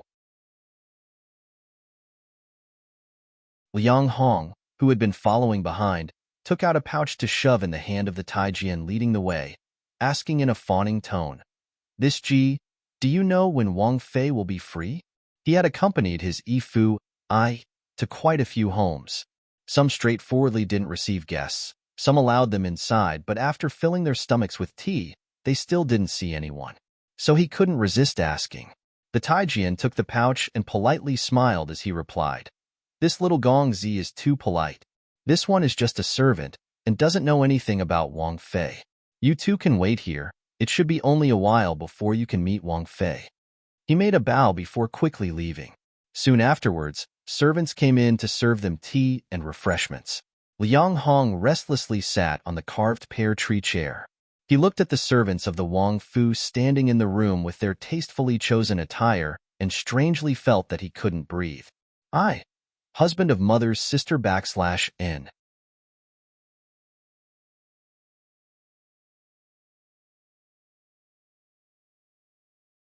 Chapter 80. Don't Dirty Bin Wang's placed the Duke of Chengde held a teacup for 15 minutes.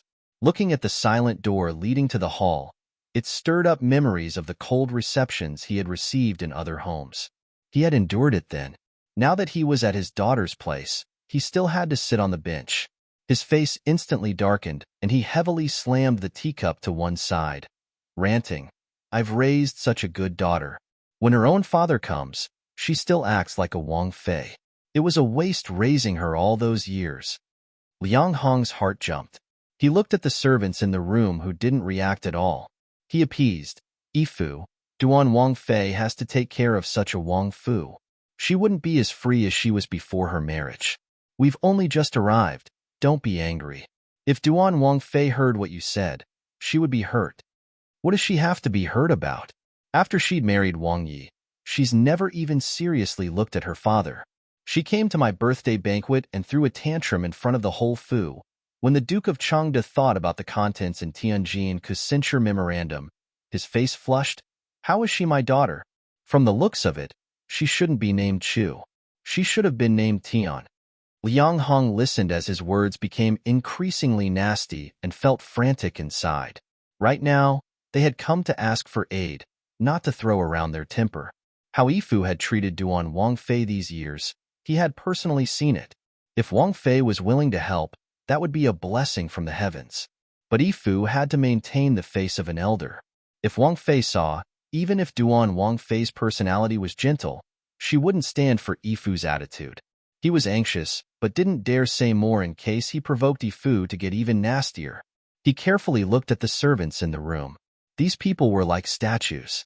No matter how nasty Yifu's words were, they didn't even move an inch.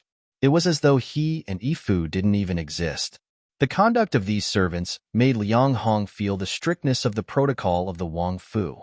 "Duke Chu, are you angry because this Fu's tea and pastries aren't suited for your appetite?"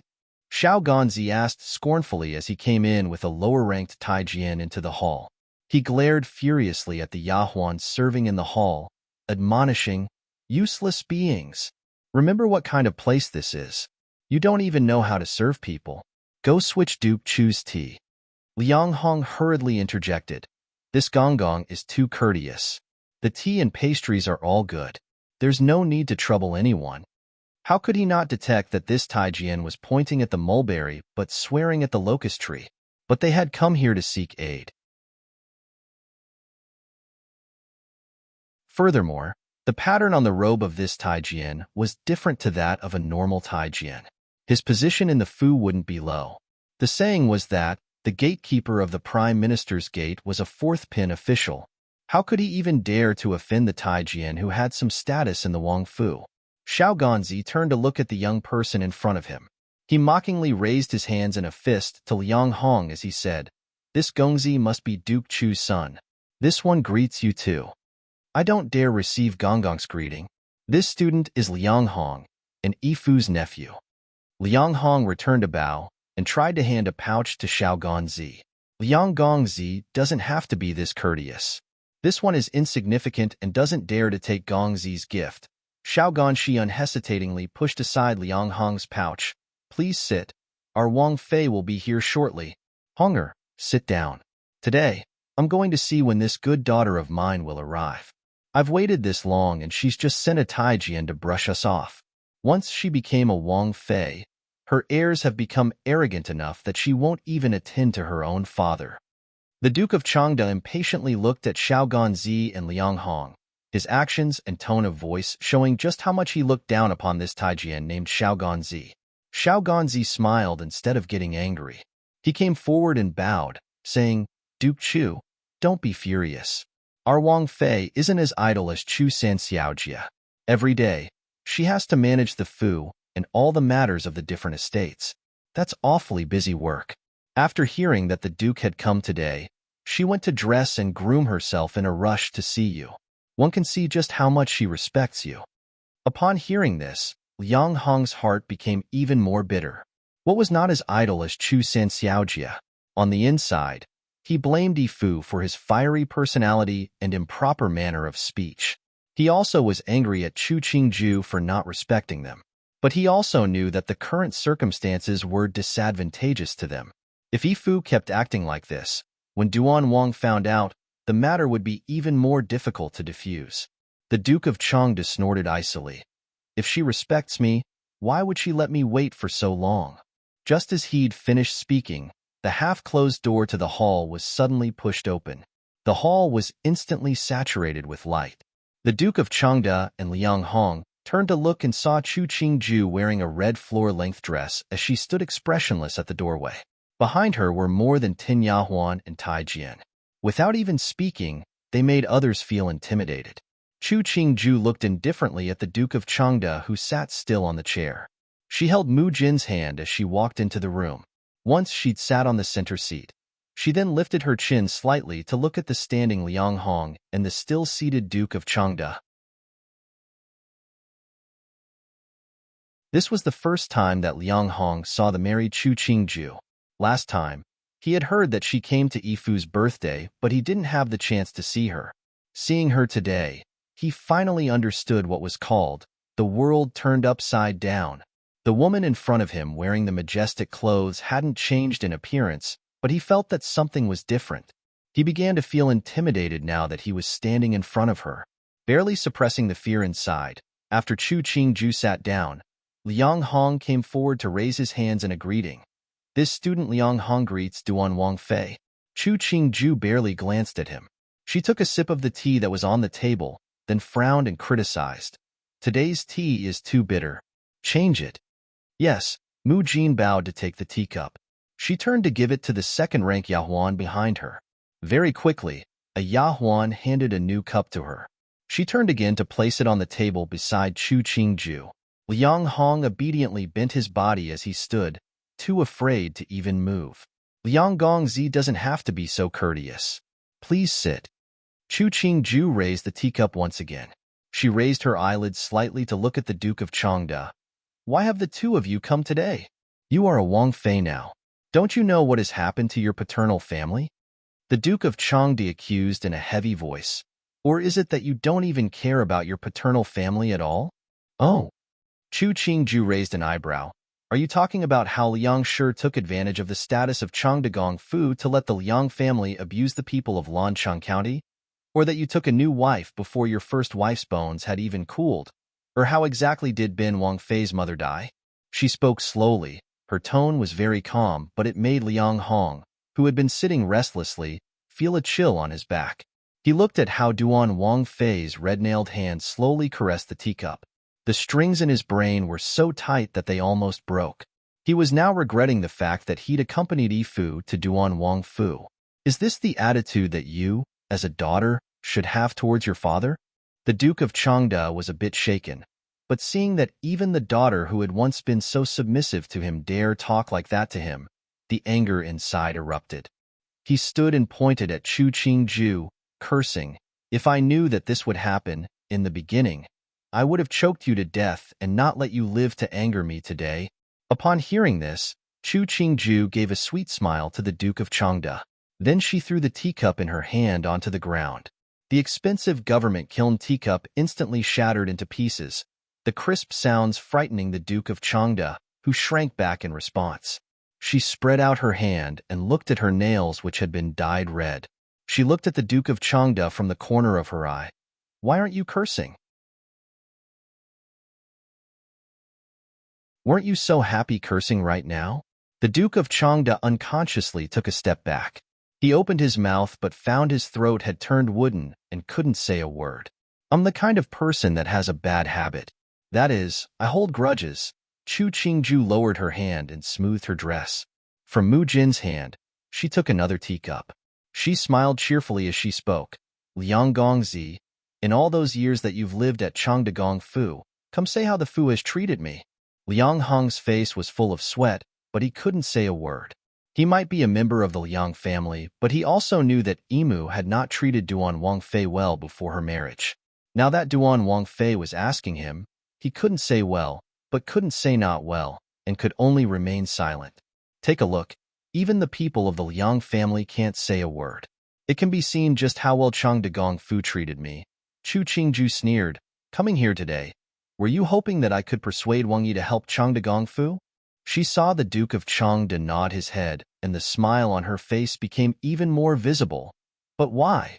The Duke of Changde's tone warmed greatly. He carefully looked at the broken teacup on the ground. "I know that the Fu had been lacking in some aspects with the way they treated you. But no matter what, it's your paternal home. If a scandal came out of your paternal home, you would be dishonored as well.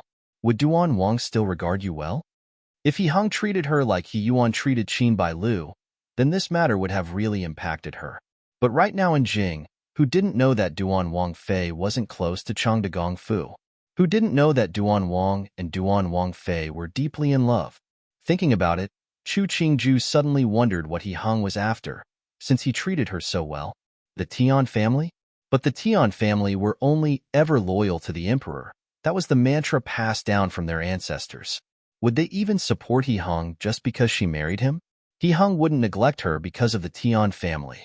When he had just married the original, he kept her in good food and comfort but wasn't even close to her. The original's personality had been weak. Other than what Tian Luoshi had taught her in the rare occasions they had met, there were no other elders to teach her the dark secrets of the Hoyuan or how to treat marital relations. That's why after her marriage, the Shirjia were able to sneak in and cause her to lose her life. The tragedy that was the life of the original had all come from the Duke of Changde. It was amazing that he was still shameless enough to come here to yell and holler. The fact that this kind of man could live until now, it was really by the virtues of his ancestors. The Duke of Changde saw Chu Qingju's head had lowered in thought and assumed that what he said had moved her. He continued, "Don't believe what the Tian family said. You have to know that we are of one family. Can you believe what outsiders say?" Chu Qingju, who was so disgusted by his words that broke her train of thought, sarcastically responded, "Even outsiders were willing to add so much to my dowry when I married.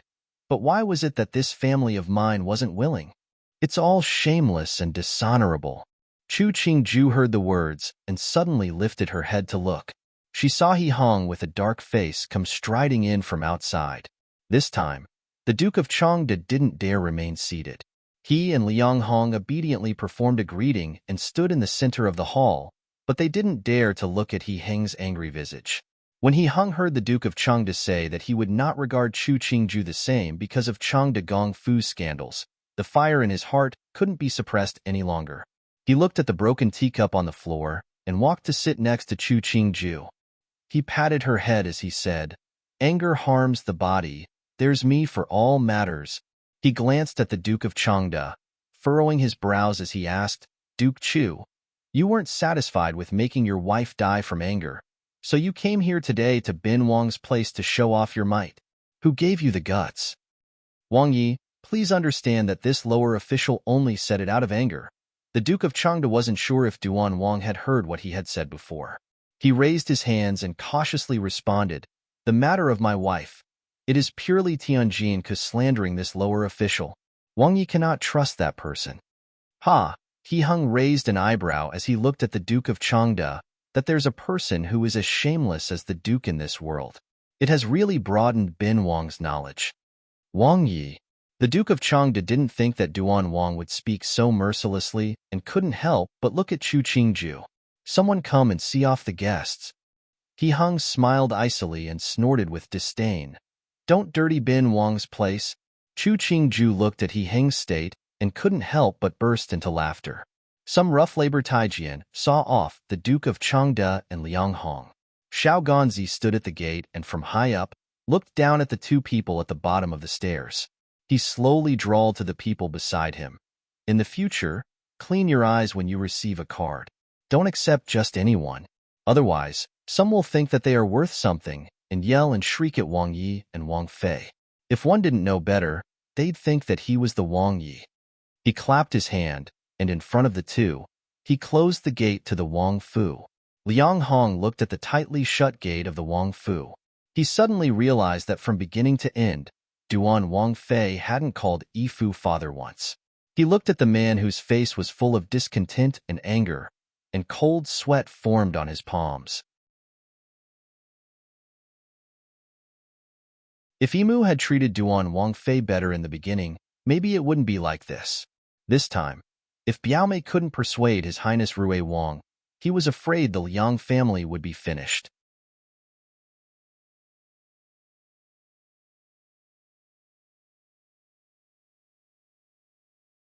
Chapter 81. Inviting humiliation. The side hall was very quiet. Chu Qingju sat on the chair as she looked at the shattered cup on the floor, her expression dark. He Hung indicated for the servants to sweep away the broken shards of porcelain. He rarely saw such a dazed expression on Chu Qingju's face, but he didn't want to see it anymore, so he couldn't resist going up to her and deliberately rubbed her face, smiling as he teased. What? You don't have any more energy after that outburst? Chu Qingju raised her head to look at the mirth on his face. She looked seriously into his eyes, and from his purposely relaxed expression, she found the concern that was hidden behind his smile.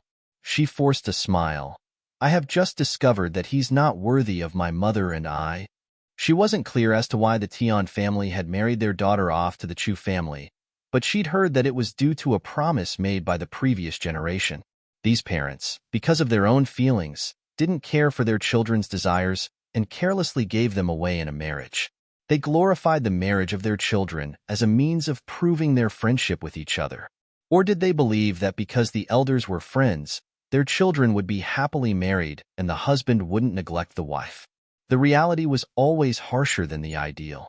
Chu Tianshi didn't receive gentle treatment from the Duke of Changde just because their elders had been friends.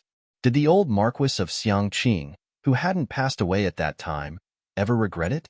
She wasn't a person from ancient times, so she couldn't understand their mentality. But if she had children in the future, she would be reluctant to treat them that way. I know. He Hung gathered the person into his arms, quietly promising, the people who had bullied you in the past, I will remember them for you. We will live for a long time, so don't harm your body for these people. We will find an opportunity for you to bully them back. Chu Qingju sat on the chair as she put her head into He Heng's lap. She listened to the man holding her tell how she could bully the people who once bullied her. That bit of grief in her heart had already disappeared without a trace. She turned to wrap an arm around him, laughing as she rubbed her head on his waist. The servants all cautiously lowered their heads, not daring to look at the two Zhuzi. But a smile was on the mouths of Mu Jin and the others. It seemed that no matter how Changde Gong Fu was, Wang Yi wouldn't lessen his affections for Wang Fei. These days, all the servants of Rui Wang Fu were trembling with fear. It was an open secret in the Fu, which they didn't dare to spread outside, that Wang Yi and Wang Fei weren't on good terms. The fact that Wang Fei extremely disliked Chu Si Fei of Shisu Yuan was something that everyone knew. But because Chu Si Fei was favored by Wang Yi, no servant dared to offend Chu Si Fei. In the days after the details of Changde Gong Fu's circumstances leaked, there was more idle talk among the servants. Even though they didn't dare to openly mention it in front of Chu Yusu could still detect that the eyes of the servants as they looked at her weren't right. As she faced the curious or disdainful stares of the servants, she could only bitterly endure and not show even a hint of discontent. Chu Si Fei, Wang Fei asks to meet you. A Taijian came in and bowed to Chu Yusu nonchalantly. He said in a neutral tone. Wang Fei said that if Chu Si Fei doesn't have the time, it's fine not to go, but then Wang Fei will reject the card of the Duchess of Changde. It must have been an inconvenience for Gong Gong to pass on the news. I will go immediately. Chu Yusu didn't seem to notice the slight the Taijian gave her, smiling as she stood from the chair. She also let Yao Shi shove a pouch to the Taijian. It wasn't that she wished to endure it, but this Taijian in front of her was most favored by Wang Fei. She was just a shirtia, so she didn't dare offend him. After the Taijian left, the smile on Chu Yusu's face completely disappeared as she ordered, Yao Shi, help me dress. By now, Changde Gong Fu must be a mess. She didn't even need to guess to know that their so-called friends and relatives were hiding far away. Qin Bailu disdainfully looked at the card in her hand and carelessly threw it to one side. This Changde Gong Fu is such a joke that they actually came begging to our Fu. Ru Hua, who was standing behind her, inquired in a small voice, Wang Fei, if that's the case, why would you allow Chu Shi to see her paternal family? Wasn't that giving Chu Shi an opportunity? Why not let her see? Qin Bailu smiled coldly. I want her to see if Wang Yi would really aid the Chu and Liang families for her. Ru Huan looked at Wang Fei's icy stare and didn't speak any longer. By now, Wang Fei and Wang Yi were at the stage where they had nothing to say to each other. Wang Fei's hatred towards Chu Shi became more and more evident. Now that the situation had turned out like this, unless Chu Shi was spurned by Wang Yi, there was no other way for it to end. A short while later, Qin Bailu saw Chu Yusu dressed in a slightly old, plain dress as she came in. She looked at this woman who respectfully bowed to her in greeting, a hint of mirth appearing on her lips. The Duchess of Changde asks to see you. I'm not a cruel person, so I will allow your mother and you to see each other at Shisuyuan. What does Chu Si Fei think? Newbie thanks Wang Fei. Chu Yusu almost been in half. She looked at the disdain in Qin Bailu's gaze and gritted her teeth as she turned and walked out of the gate of Zhangyuan. Qin Bailu didn't really sympathize with her. She wanted to see her begging. The more Chu Yusu's family situation worsened, the more happier Qin Bailu became. Taking Yao Shi's hand to support her as she returned to Shisuyuan, she sat for a long time before a servant led Liang Shi into the door. Chu Yusu looked at her mother, whose complexion had become more fragile, and stood to welcome Liang Shi. Suer, Liang Shi looked at her daughter, her tears pouring before she even spoke. Our Fu is not in a very good situation. Chu Yusu supported her in sitting down and comforted her. Mother, don't cry. First, tell me what's happening outside. Now that she was in the Hoyuan of the Wang Fu, she didn't hear much news.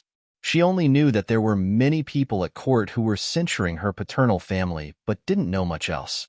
Liang Shi wiped away her tears as she gave a complete narration of the condition of her home.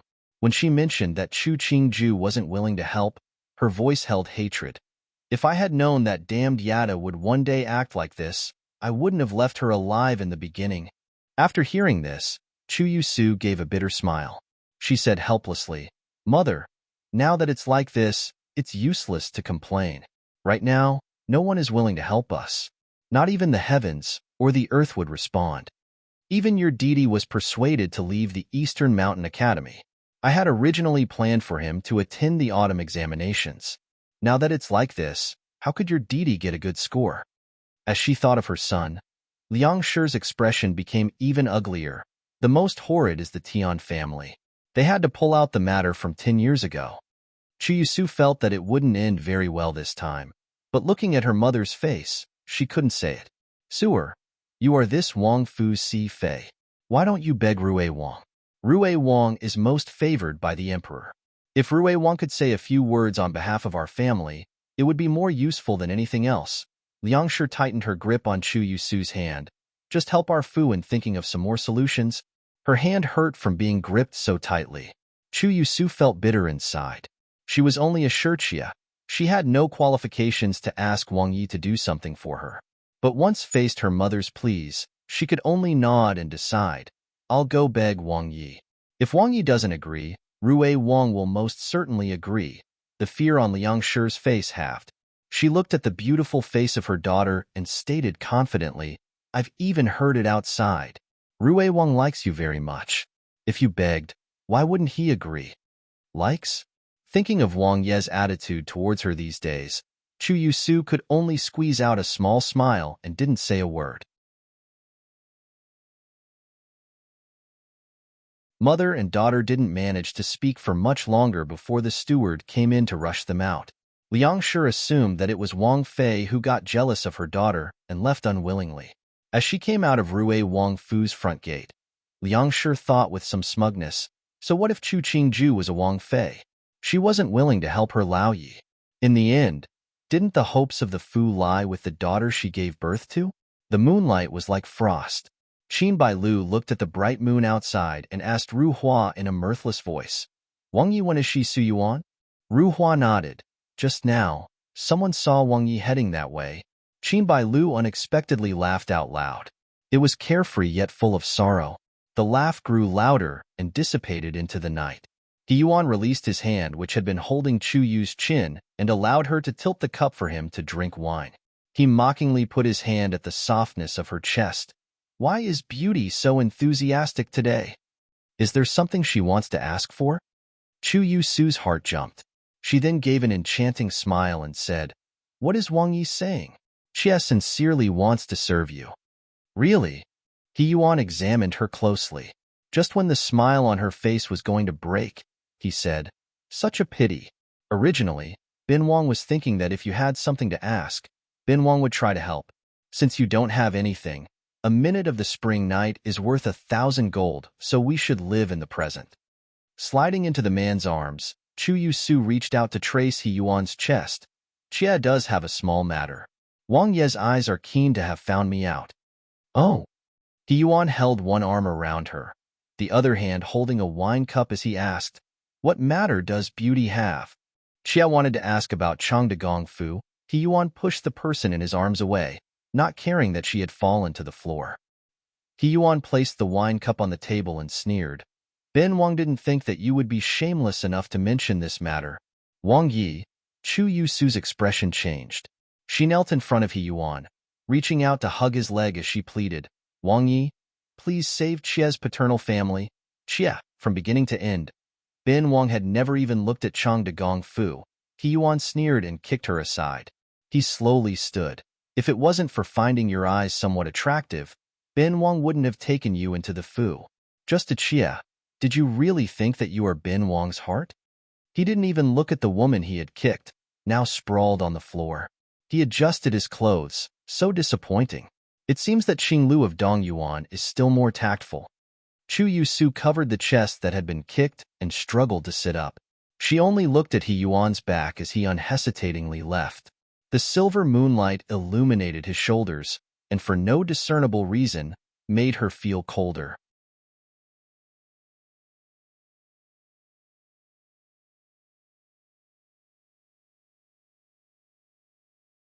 Chapter 82. The curtain drops on Chu and Liang. In the end, the Chu family didn't manage to find anyone to help them. Even though they couldn't examine what had happened 16 years ago, the Tai, who had been requested by Tianshi after she had given birth to a daughter, was still alive. He had taken the pulse of Chu Tianshi quite a few times. The pulse had been very steady with no hint of illness. However, the final outcome was that by the end of the month, Chu Tianshi had passed away due to illness.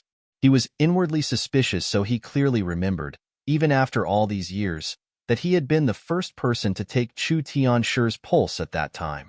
The testimony of this Tai didn't prove that Chu Tianshi was killed by Changde Gong Fu, but once combined with the others' facts, soon after Chu Tianshi's death, the Duke of Changde had been in a rush to welcome the new wife, Liang Shi, the dragon and phoenix twins who Liang Shi had given birth to not even 8 full months after entering the Fu. All these series of coincidences was enough to prove that Chu Tianshi's death wasn't accidental but deliberate.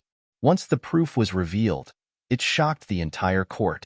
If a man was lustful, it meant that his morals were deficient, but it wasn't enough to make others dislike him. But to harm his wife for a woman on the outside, that was being an animal in clothing, a person that everyone could beat up. Qing the Emperor had originally heard that Duan Wang Fei was estranged from her birth father. Hence, he had been slightly dissatisfied with Duan Wang Fei. Since the marriage had been decreed by him, he couldn't act on it. But once this matter came out, and Qing the Emperor looked at the memorandums which described how Chang de Gongfu had abused the eldest Di daughter and Shu daughters, he felt that his second Erxi didn't have an easy life. He couldn't help but say to Jing Guifei, who had been grinding ink for him. Originally, Jean had thought that this was a woman who didn't respect her parents. I didn't think that she had such a tragic past. It was fortunate that official Tian cares for his relatives. Otherwise, R11 might have been someone else. Jing Guifei didn't look at the memorandums and only responded, "Emperor, you don't even know that Hunger's wife is extremely filial. Normally, when she receives something interesting, she would impatiently deliver it to Chia. In the beginning, Chia thought she was too childish, but only now does Chia know that this child most likely thinks of Chia as her own mother, so she would think of Chia at every turn." The rims of her eyes reddened. Such a good child. But Chang de Gongfu abused her. It really is too cruel.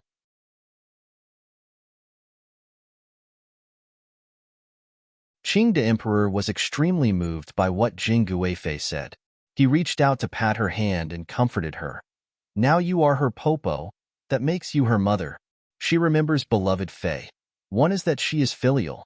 The second is that you are close to her. It isn't just that she is a good R11. You are also a good popo, which made the two of you become more intimate. Jing Guifei was so comforted that she smiled through her tears. At this time, a Taijian from the outside reported that Shu Gaif was asking for an audience. Jing Guifei had a conflicted expression on her face as she said, "Since Mimi has something to ask Emperor, then Chia will retreat." "There's no need." Qing the Emperor reached out to pull Jing Guifei closer, not allowing her to leave. He turned his head to look at the Taijian. "Tell Shu Guifei that Zhan has no time and won't see her, Emperor." Before Jing Guifei could finish, she was interrupted by Qing the Emperor. "Beloved Fei, come see how this drawing is." Qing the Emperor rolled open a drawing and started to admire it with Jing Guifei. Jing Guifei smiled as she went forward a few steps. After closely examining it, she nodded and praised. "This drawing has both mountains and water. The sky and earth are vast." Not even taking into account how good the artist's skill is, one can see the artist has a generous personality. Whoever drew this, if Emperor can hire such a person to enter politics and work, he will become a pillar of the country. What pillar of the country? This was just a product of Zhan's leisure time. Qing the Emperor contentedly put his hands behind his back. Seeing the shock and awe on Jing Guifei's face, he said happily, "How about Zhan teach you how to draw?" Jing Guifei naturally went with the flow and allowed Qing the Emperor to enclose her hand and start drawing. Watching as a peony formed under the brush, Jing Guifei glanced outside at the steadily darkening sky, an indiscernible hint of mirth at the corner of her lips. Shu Guifei looked at the tightly closed gate to the palace hall and unwillingly turned to slowly leave. What was not having the time? How could that whore Wei Shi accompany the Emperor? 20-something years ago, Wei Shi didn't manage to enchant the Emperor, so how could Wei Shi, 20-something years later, manage to captivate the Emperor? This kind of matter, she wouldn't believe it, and no one who heard it would believe it either. Because the matter was connected to the mystery of Chu Tianshi's death, along with the series of events that had occurred at Chang de Gongfu, Qing the Emperor was so angry that he wanted to execute the Duke of Changde. In the end, because he had remembered that the Duke of Changde had the grace of giving birth and raising Duan Wangfei, he exempted his death sentence. Instead, he took away the Chu clan's title and demoted the family of Chang de Gongfu to a Shu Min. The Duke of Chang de Gongfu was imprisoned in jail.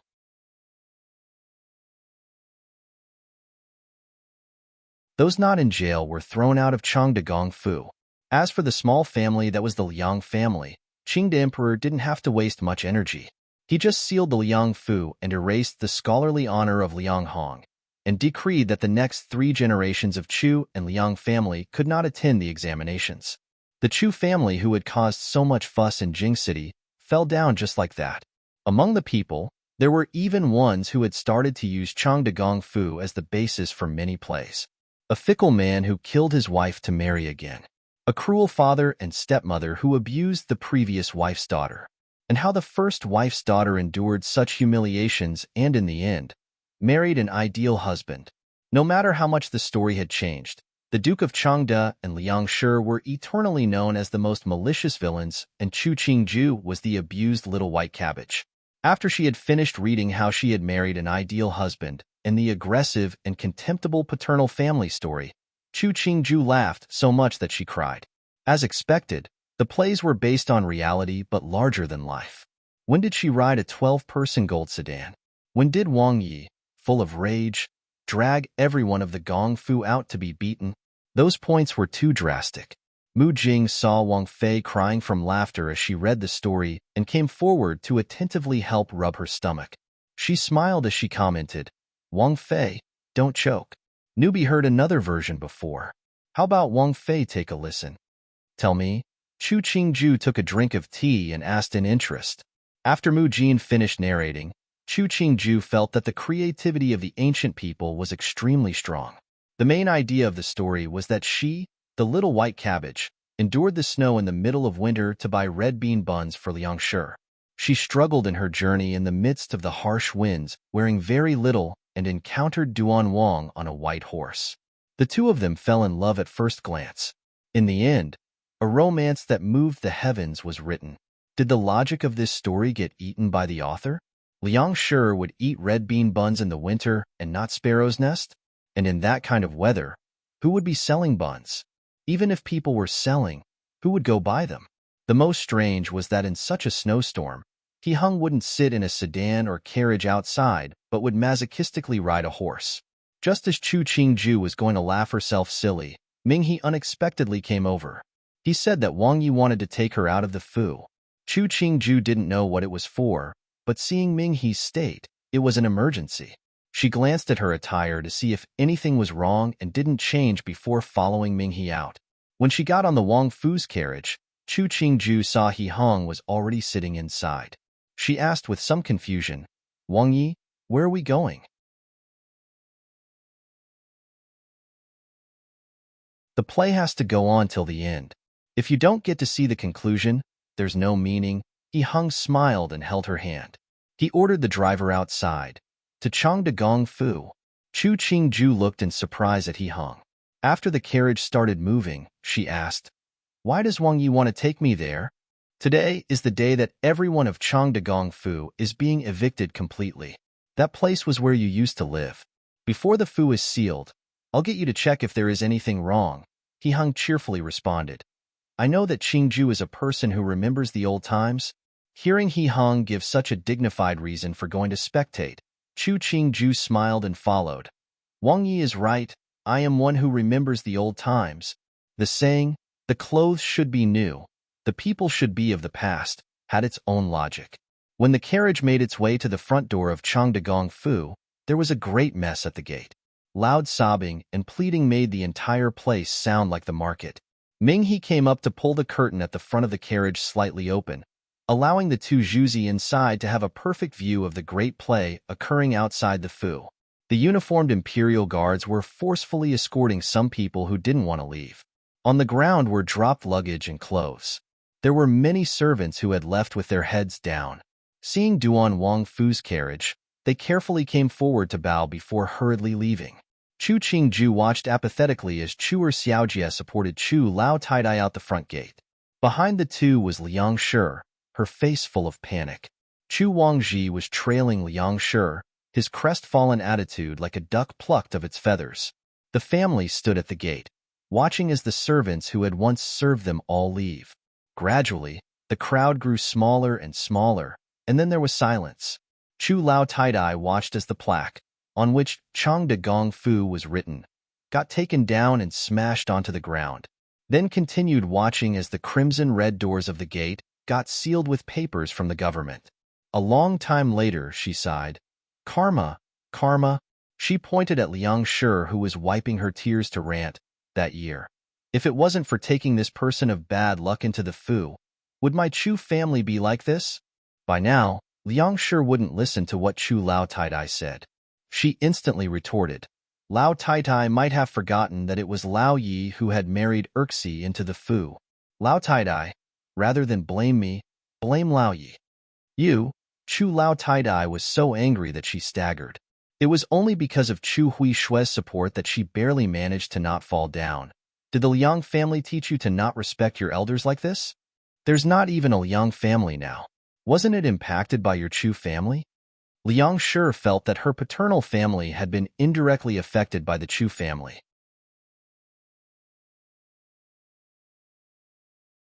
She instantly shrieked, "Why is Lao Taidai turning around to blame our Liang family? Mother, don't speak anymore." Chu Wangji heard Liang Shi's words becoming nastier and couldn't help wading in. "Now that our family is like this, what are you fighting over? I will disturb everyone. This is our Wang Fei's gift to everyone. Please receive it." Chu Wangji heard that this voice didn't belong to a normal man and turned around. He saw a Taijian wearing a blue robe standing behind them, a pouch of silver in his hand. He couldn't resist looking behind the Taijian and saw a magnificent carriage parked not too far away. Inside the carriage was Duan Wang and Dejie sitting together. Because of the distance, he couldn't distinguish the expression on the two's faces. But in this instant, he felt that he was entirely mired in an awkward and embarrassed state.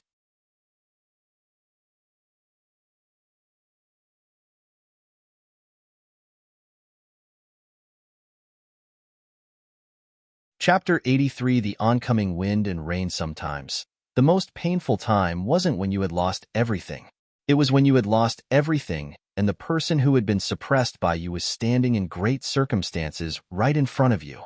Chu Wangji looked at the silver in the hands of the Taijian standing in front of him. He might have been a bit of a wastrel, but even he knew that the amount of silver in the pouch wasn't insignificant. It was enough for a normal family to live on for a few decades without doing anything. But even though he didn't have anything at present, he still didn't want to receive that pouch of silver. Liang Shi, who had been wiping away her tears, snatched the silver from Minghe's hands and threw it ferociously on the ground. She pointed at Chu Qingju in the carriage, ranting, "We don't need you coming here at this time to falsely give aid." The snowy white silver rolled out from the cotton pouch, scattering to the ground. Under the sunlight, it was even more blinding. The spectators in the street saw the scene and started gossiping amongst themselves. Chu Huishui supported her grandmother. Listening to the mocking laughter of the spectators targeted at Chang de Gong Fu, she embarrassedly lowered her head and saw an ingot of silver that had rolled to her feet. For some reason, she suddenly thought of a certain day 3 years ago when Taidai had thrown a teacup in the exact same manner at Dajie's feet. That cup of tea had been very hot. It had been the beginning of spring yet. She was able to see the white steam as the tea splashed onto Dajie's feet. But at that time, Dajie always kept her head down, so she wasn't able to see the expression on Dajie's face. For some reason, she suddenly felt somewhat elated. Liang Shi, well off for more than a decade, Liang Shi, who had abused her mother, finally met today's outcome. As she thought some more, a smile appeared on Chu Huishui's face, and she bent down to pick up the silver at her feet. She blew away the dust on the silver and put it in a pouch at her waist. Liang Shi didn't notice her actions. However, Chu Lao Taidai saw but didn't say a word. She wasn't intelligent, but she was able to see the situation more clearly than Liang Shi, so she wouldn't do anything that would provide more food for gossip. Liang Shi had never thought that there would be a day when her and Chu Qingju's positions would be switched. That Yatu in her memory, who had always been submissive, is now become high up in the sky, and she has now become a base Shumin. She was both hateful and unsatisfied, so she placed the source of the misfortunes onto Chu Qingju, who was sitting in the carriage. Chu Qingju calmly looked at Liang Shi. This woman did have some beauty, but only just some.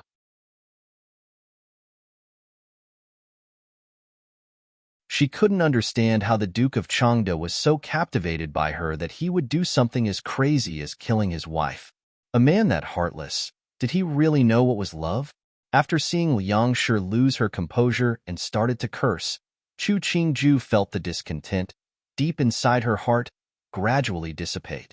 She covered her chest, as though she could see the lonely and helpless little girl enduring the days and nights in Chang de Gong Fu, saw her marry into the Wang Fu, saw her resist the man's approaches, saw her silently lie down on the carved bed and calmly close her eyes.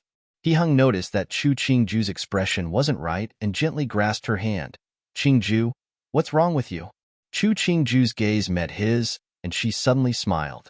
She shook her head, answering, "Nothing." She moved her gaze back towards Liang Shi and bent to get out of the carriage. She gave her hand to Mu Jin, who had been standing by the side of the carriage, and stepped on a wooden stool as she got off the carriage. Step by step, she walked to stand in front of Liang Shi, whose face was distorted, and in a very small voice, she said, "If you keep making a fuss like this, that's not accumulating virtue for your children. Didn't anyone tell you that I hold grudges?" Liang Shi was so angry that she wanted to scream. But when she saw the smile on Chu Qingju's face, she couldn't say a word. She turned to look at her son, and thought about her daughter who was a Si Fei in Rue Wang Fu. She gritted her teeth. "What do you want to do?" "Take a guess." Chu Qingju made a long exhale and took a few steps back. "No matter what, you've taken care of me for so many years. I just need to reminisce on the past to feel overwhelmed and beside myself." "You slut." Liang Shi reached out to try to scratch Chu Qingju's face, but was pushed aside by Minghe's hand. He said in a loud voice, "Outrageous. Wang Fei was thinking of Chu Lao Tai Tai's age, and especially came here to give some silver to make your days easier. It's fine if you aren't grateful, but you want to harm Wang Fei. You are too evil." The crowd of spectators saw the scene and extrapolated on how Duan Wang Fei, who had been abused in Changde Fu, was still sympathetic of Chu Lao Tai due to her advancing age and made a trip just to give some silver. The result was that the evil stepmother cursed her when she saw her without a hint of regret. It did seem as though this Liang Shi was even more malicious than what was rumored. They didn't understand how the kind and filial Duan Wang Fei escaped her evil clutches. Chu Qingju looked very hurt at Liang Shi, who was being supported by Chu Wangji. She said helplessly, "Since you don't welcome me, I won't ever appear in front of you in the future." She made a bow in the direction of Chu Lao Tai. "Everyone, take care." When she'd finished speaking, Chu Qingju looked very wan, and she held Mu Jin's hand as they went back to the carriage.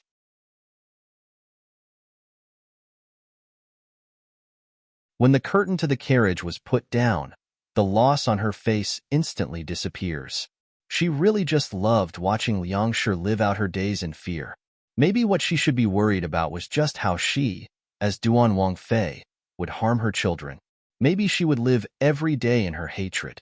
But these issues weren't important anymore. "Let's return." He smiled slightly as he held her hand. Chu Qingju smiled and nodded. "Return?" The people of Duan Wang Fu left, and so did the spectators.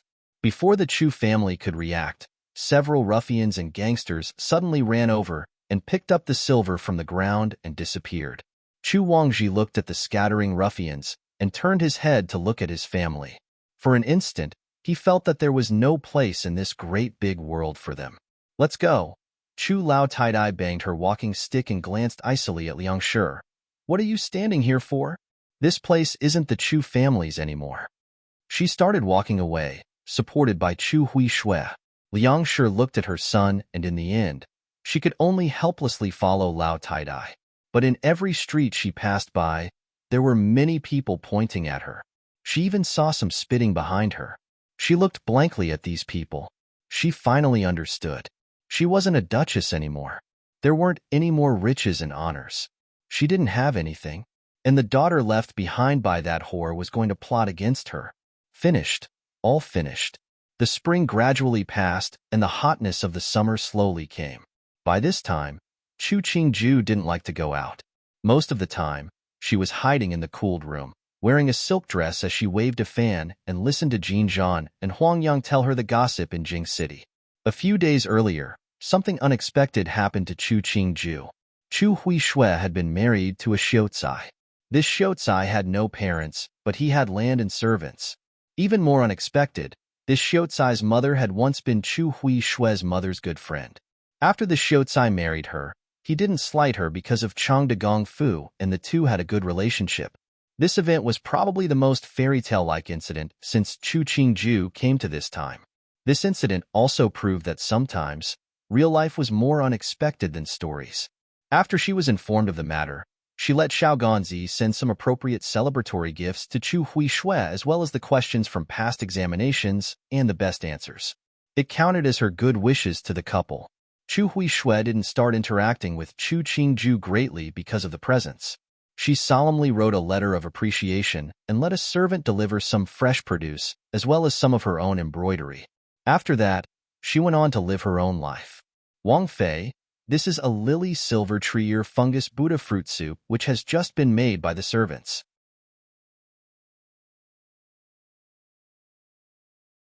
Drink some to reduce the heat. Lu put down the bowl of soup in front of Chu Qingju and took the fan from a Yahuan. She helped fan Chu Qingju at a moderate pace. Seeing the white sun outside, she gave a sigh. It's become hotter and hotter. I wonder when it will rain. You just came from outside. There's ice here. Careful not to get sick. Mu Jin pulled Lu further away from the ice, smiling as she took the fan from her hand. Take care to not stink Wang Fei with your sweat. Lu instantly protested her innocence. The two fell into battle, causing Chu Qingju to laugh. She put down the spoon to interject. Stop, stop. Let the kitchen make each of you a bowl of iced plum soup and stop your mouths. That's great. Newbie certainly won't fuss. Mu Jin smiled as she walked back to Chu Qingju's side to fan her. Chu Qingju looked towards the door to see Huang Yang run over as he wiped away his sweat. She couldn't help but frown. Huang Yang wasn't this helter-skelter usually. Did something happen? Wang Fei. Just now Wang Yi sent a message saying that he's afraid he can't return to the Fu. Huang Yang's head was full of sweat. His clothing and his back was all wet and he gasped as he spoke. Pour Huang Yang a cup of cold tea. Chu Qingju said with a grave expression. Did something happen in the palace? Huang Yang usually did care for his impression in front of Wang Fei, but the speed at which he drank tea was much faster than normal. After a bowl was drunk, he used his sleeve to wipe his mouth and narrated. Minghe Gonggong passed on that the emperor suddenly fainted today at court. All the Tai on duty at the imperial hospital were summoned into the palace. Wang Yi is there too. He was afraid that you would worry and specially sent a message for you. Was Qingde Emperor he Mimi, that he would have an incident every few days? Chu Qingju frowned. She felt that He Hong was more proactive today than all the other times Qingde Emperor had been sick. Was it that this time, Qingde Emperor's illness was dangerous? Seeing a room full of Yahuan who didn't dare speak, she said in a heavy tone, spread the news that before Wang Yi returns to the Fu will not receive guests. Anyone who needs to manage an affair outside the Fu must report to the stewards and register the time they left and the time they come back. Everything has to be recorded. If someone resists, throw them out of the Wang Fu. Huang Yang's eyebrows jumped. He pushed down the fear in his heart. Yes, this one will pass it on. After Huang Yang left, Mu Jin said uncertainly, Wang Fei, this matter, Fu Huang is a son of heaven. He would be protected by the heavens. Chu Qingju held the spoon to take a sip of the lily silver tree fungus Buddha fruit soup. With a calm face, she said, make sure the servants control their mouths. If I hear something that shouldn't be said, everyone will be heavily punished.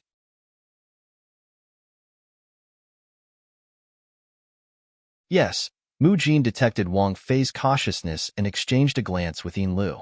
She hurriedly left to start managing the other servants. A bowl of lily silver tree fungus Buddha soup was soon finished. Chu Qingju took out a handkerchief and slowly wiped her mouth clean. She stood to walk next to the bed. The winds had picked up, and thick clouds started to appear on the horizon. The sky was half light, half dark with clouds. Wang Fei, newbie thinks that it is going to rain. Yuzan noticed the wind was too heavy and afraid that the window would block Wang Fei's line of sight. Reached out to hold the window. She looked at the horizon and gasped. Such mighty winds and thick clouds. The rain won't be small. Chu Qingju smiled. No matter how heavy, after it comes down, it has to stop. We are inside. What is there to be afraid of? Staring at the thick clouds as they came closer, Chu Qingju's brows furrowed. She kept feeling anxious inside.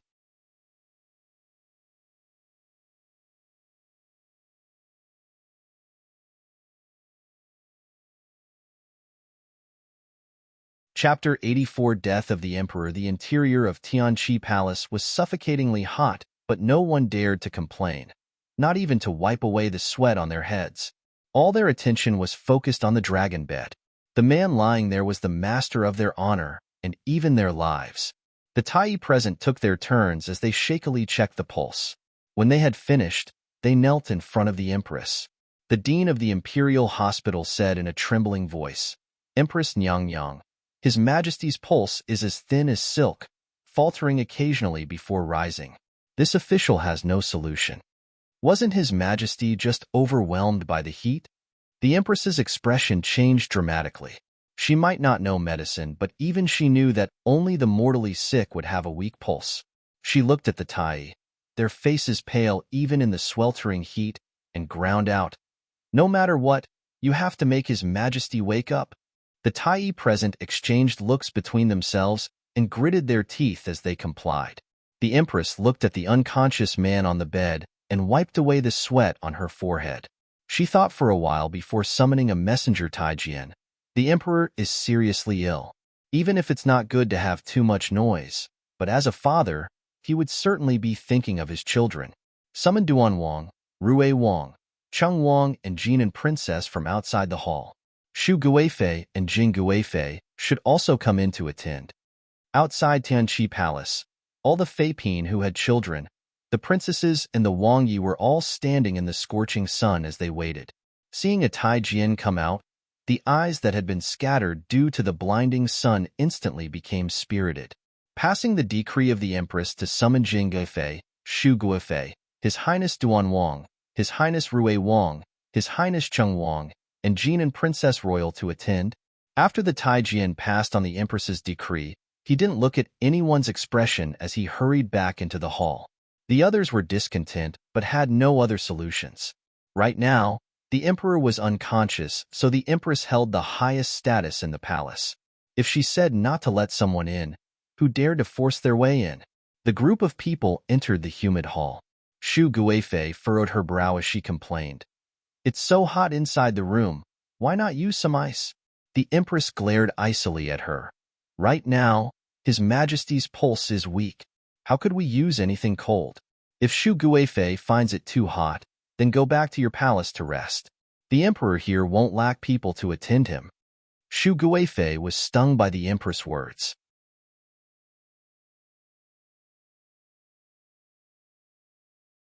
She didn't feel happy inside, but due to the other's position, she could only bow to the Empress. Pinky was just worried that the Emperor would overheat. "Please, Empress, forgive Pinky's slip of the tongue." The Empress looked at her, and then her gaze swept across He Yuan beside her, not paying any more attention to her. She turned to look at the Tai who was performing acupuncture and massaging the Emperor. Her voice was heavy as she announced, "The Emperor's illness this time is critical. The pulse is very weak. You serve well." The people who were called in instantly changed their expressions. They were all understood what a weak pulse meant. But why did it suddenly become like this? The person with the ugliest expression was most likely Shu Guifei. She looked at everyone in the room. If the Emperor passed like this, how likely would it be that her child would succeed the throne? Thinking about it, she looked with enmity at He Hong, whose face was full of anxiousness. If Wei Shi's son became the Emperor, would there even be a space in this DeLong dynasty for her and her son? Why is it like this? Shu Guifei's voice got louder and became rather piercing. The Emperor was fine yesterday.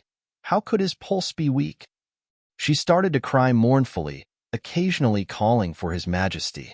Jing Guifei wasn't like Shu Guifei, but the rims of her eyes reddened, and tears silently ran down. A short while later, the handkerchief in her hand was sodden from her tears. But she didn't notice it. She only stood by the dragon bed as she cried silently. Qing the Emperor seemed to hear a piercing voice which made his head hurt.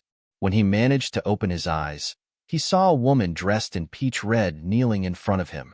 When he focused, he saw Shu Guifei's tearful face show happiness. His heart moved, and when he opened his mouth to speak, he saw Jing Guifei standing at the end of the bed. Her swollen eyes were centered on his body. Even though she didn't say anything, he could feel her worry and concern for him and the joy when she saw him awaken. He wanted to sit up and say that he was fine, but found his body was paralyzed. He wanted to say a few words, but found it difficult to even breathe.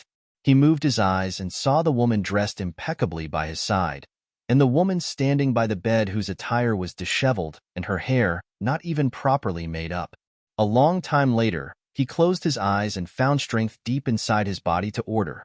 Summon the Chief Justice Tianjian Ku, Minister of Revenue Luo Chongqing, Prime Minister Wei Wengguang, Minister of Rights Zhang Yucheng, Commander of the Imperial Guard Sun Zhang Yu. After just a short sentence, Qing the Emperor was gasping for breath.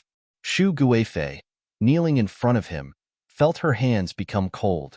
Her intuition told her that this man who had favored her for more than 20 years was most likely going to leave her.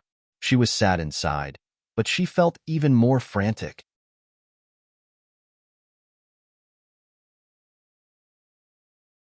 Did this man remember the promise he had made, that he would leave the throne to Yuan? Emperor, look at Yuan. He came to see you. Xu Guifei stood to pull Yuan next to the bed and said frantically, "Did you forget that you once said you wished to climb mountains with Yuan and ride horses? You haven't done those things yet. After you recover, you'll have to fulfill your promises." Qing the Emperor looked at his most favored third son. He had changed this child's diapers, washed his feet, carried him on his back to play on the bed. He had watched this child grow up, bit by bit, to become a handsome youth. Fu Huang, Yuan knelt of Qing the Emperor's bed. His eyes red as he pled, "Heir Chun remembers every word you said. Please recover quickly." Yes, at that time he had said many things, even promising that his third son will be the next emperor. But after all these years, he hadn't installed him as crown prince. His third son's personality was too arrogant. He had always been waiting for him to mature. But now, he didn't have the strength to keep waiting. His blurry gaze passed Yuan's shoulders to see the second son standing a few steps away. This was the child that Wei Shi gave birth to for him. He remembered his schooling was good, his protocol was good, and he was filial. He had bestowed many things to this son, but he couldn't remember anything else. When this child was small, he must also have been white and plump. He remembered when Wei Shi had carried him, and he reached out to call him Fu Huang. The children had grown up, but he was old. "Emperor, the Darren have all arrived," the chief Taijian reported in a small voice. "Summon." Qing the Emperor moved his eyes away and said weakly. When Tianjin Ku and the others entered the hall, they detected that something wasn't right. When they saw the Emperor's rosy face, their hearts jumped and they quickly knelt down. This official greets Emperor, greets Empress. Qing the Emperor didn't call for them to rise but ordered, "Prepare the 4 treasures of the study." Xu Guifei stared with wide eyes as the Taijian brought the instruments. She knew what the Emperor was doing. Her heart seemed to be trying to burst out of her throat. Zhen dictates, official Tian writes, "You all listen." Qing the Emperor's gaze slowly swept across everyone in the room. In the end, he saw Jing Guifei in the corner, clearly sobbing so hard she couldn't breathe yet not making a sound. He closed his eyes. A beat later, he opened them, his eyes full of determination. Yuan saw his Fu Huang's gaze and felt that it wasn't reassuring. He couldn't help but ask, "What Fu Huang once said, does it still count?" Qing the Emperor glanced at him and slightly moved away.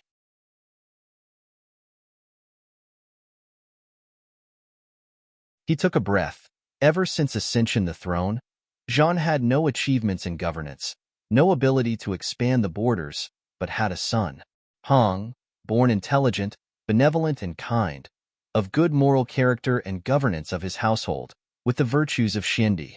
After repeated thought, only this son is able to govern the world. Zhang therefore passes the throne to the second imperial son Hong, and to pick an auspicious day for ascension. When he'd finished speaking, Qing the Emperor was gasping heavily and his sight became blurry. He looked at the jade seal and personal seal that were presented in front of him. Trembling, he raised the jade seal and pressed down on the imperial decree Tianjin Ku held up. "Fu Huang." Yuan watched as the crimson stamp of the jade seal fell on the imperial decree and asked in disbelief, "Why are you changing your mind?" Qing the Emperor didn't pay attention to him. He laboriously stamped his personal seal on the imperial decree. When he had finished, he seemed to have lost all energy, coldness creeping up his back. Fu Huang, why?" Yuan tried to grab the imperial decree but was restrained by the Taijian. He turned to furiously stare at He Hong. "What ploy did you play that made Fu Huang create such a decree?" The rims of He Heng's eyes reddened as he replied, Sandy, don't cause a fuss now, stop acting. Your mother and you always act. Other people might believe it, but I find it disgusting. He Yuan looked heatedly at Qing the Emperor. Fu Huang, this is how you treat me. Qing the Emperor didn't seem to have heard He Yuan's screams. He stared dazedly at the end of the bed, muttering, Choner, don't cry. Choner Zhen was wrong. Was wrong? Shu Guifei's eyes suddenly widened, looking in disbelief at Qing the Emperor as though she didn't recognize the person in front of her. The hall was entirely silent. They didn't know who Choner was nor why the Emperor was calling for her, and they also didn't know why the Emperor would say that he was wrong. But they did know that Duan Wang was the future Emperor. The heir had been determined, and it would minimize the upheaval. It might have been a long time, or just an instant of time before Jing Guifei walked to Qing the Emperor and bent down to grasp his hand.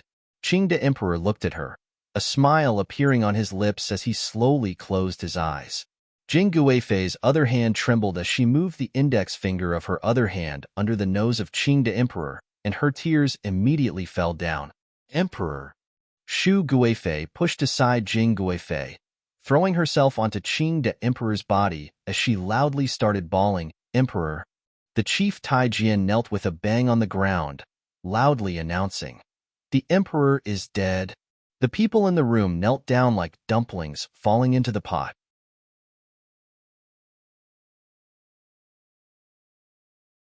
Tianjin knelt in front of He Hung, holding the imperial decree high up. The country cannot be without an emperor. Please, Emperor, arrange for the funeral of Xindi. This one kneels to request Emperor to restrain your grief.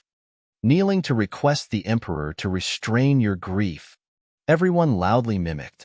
The people outside the hall sobbed as they knelt down. No matter if they were really sad or acting, at this moment, all of them were sobbing so much that they couldn't breathe. He Hung slowly reached out with both hands to receive the imperial decree from Tianjin Ku. He knelt in front of Qing the Emperor and gave 3 hard kowtows. Heir Qian is of mediocre ability, received Fu Huang's love today, and will strive to the utmost to govern the people of the world. After he had finished speaking, he staggered as he stood up, crying out loud. When the guards in Taijian guarding outside the hall heard that Duan Wang had succeeded the throne, they took advantage of the moment to silently retreat out, as though they had never appeared before. Suddenly, a clap of thunder sounded, and the first rains of summer finally came pouring down. In Duan Wang Fu, Chu Qingju stood next to the window as she looked at the Wang Fu shrouded in mist, and occasionally fanned herself. A few days earlier, she had detected that He Hong and He Ming had been secretly conspiring on some matters. Did they manage to account for the possibility that Qing the Emperor would suddenly die? Thinking about it, Chu Qingju furrowed her brows. Why would she, for no reason at all, think that Qing the Emperor had passed away? Was she extrapolating too much?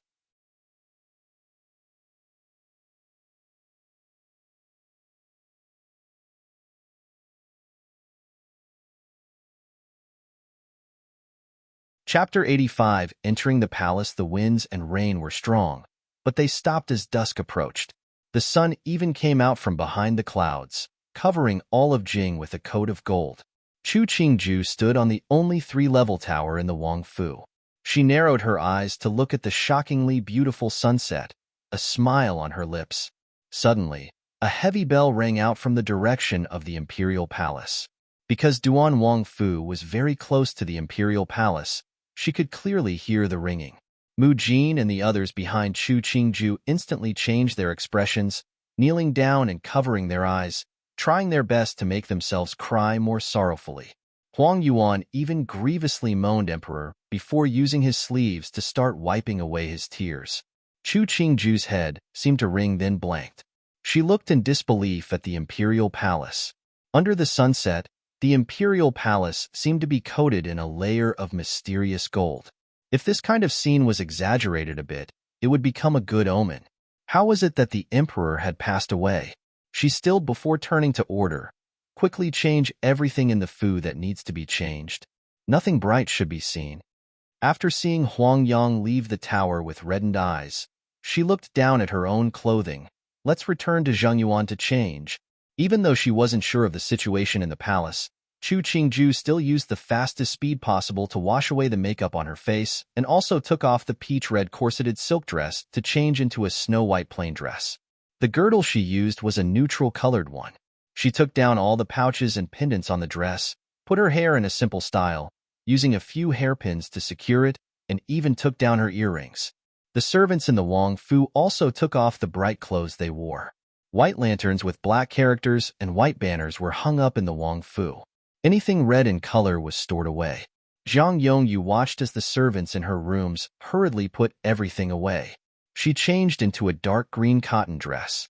She asked Ai Lu beside her, "Has Wang Fei given any orders?" Ai Lu helped remove the adornments in her hair and changed her hairstyle to a simple one, securing it with 2 silver hairpins. Wang Fei didn't have any orders. She just said for everyone to clean up what should be cleaned up and hang what is required. Zhang Yongyu faintly frowned. She walked uncertainly to the gate of her yard and looked at the servants walking outside, sighing. "I don't know what the palace is like now." Ai Lu knew that her mistress was worried about the new emperor. Right now, it was good if their Wang Yi succeeded the throne. If Rue Wang succeeded, their lives from now on wouldn't be very peaceful. "What? You can't wait either." Feng Zijin held Xia Yun's hand and looked disdainfully at Zhang Yongyu. "I had thought that you would endure longer, but aren't you just the same?" Zhang Yongyu calmly looked at the sapphire in Feng Zijin's hair and commented indifferently, "If you have the time to come over and fuss, why don't you take down what you are wearing?" If Wang Fei knew, I wonder if she would get angry? "You're just a dog of Wang Fei. What do you have to be smug about?" Feng Zijin snorted and held Xia Yun's hand to leave. Ai Lu retorted in anger. "She's a Shirchia who's unfavored by Wang Yi. There's nothing to be proud of. Her father is a third-grade assistant minister in the Ministry of Works. My father is under his command. It's natural that she dares to show off in front of me." Zhang Yongyu gave an ambiguous smile. "There's no need to argue with this kind of person." Ai Lu looked at the smile on her mistress' face. Even though she didn't understand why, her anger lessened. The main gate to the palace opened, and a 4th-grade imperial bodyguard rode a horse as he raced out of the palace. The guards saw that he was going in the direction of Duan Wang Fu and were envious. The people of Duan Wang Fu were going to rise on their master's success. Following him was a troop of bodyguards accompanying a carriage as it proceeded out of the palace. White flowers were hanging on the carriage, but from the structure, it was the carriage that only the empress had the status to ride. They instantly understood. This carriage most likely was going to receive Duan Wang Fei. Chu Qingju's face was strict as she sat in the front hall of Duan Wang Fu. Behind her were 4 Yahuan and 4 Taijian. Everyone's face was grave. Looking at the doors to the hall pushed wide open, Chu Qingju took a sip of holly tea. The pale finger tapped gently on the table, releasing that small bit of anxiety inside. "Wang Fei, the imperial decree from the palace has arrived." Huang Yang raced in, his face joyous yet sad, looking very comedic. But Chu Qingju didn't have any mirth on her face. She slowly stood and watched as a person dressed in the dark uniform of the imperial bodyguards stride in and then kneel in front of her. "The emperor has decreed to especially welcome Nyang into the palace to manage the affairs of the Hogong." Qing the emperor was dead. The person that would be called emperor now could only be the new emperor, and the women of the new emperor naturally could be called Nyang. Chu Qingju slightly nodded. "This Darun, please stand." She examined the person, confirming that he really was an imperial bodyguard before responding, "Is the emperor well?" "The emperor is fine, but due to his grief, he hasn't drank or eaten." The imperial bodyguard respectfully answered. "The emperor especially let Wei Chun come here first to give the decree." "The carriage and guards will arrive shortly. Nyang, please wait for a moment." Chu Qingju nodded calmly. The peaceful state she expressed made the imperial bodyguard who had passed on the decree admire her. No wonder she was Duan Wang Fei. Even facing a major event such as Duan Wang succeeding the throne, she could be so peaceful and not lose her composure. She really was majestic and had the composure necessary to mother the world. Mu Jin and the others behind Chu Qingju were bursting with joy, but due to the fact that an outsider was present, they managed to keep up the expression on their faces. Mu Jin came up to support Chu Qingju's arm and asked in a small voice, "Nyang Nyang, why don't newbie go pack some things?" Chu Qingju nodded and asked the imperial bodyguard, "Darun, please sit.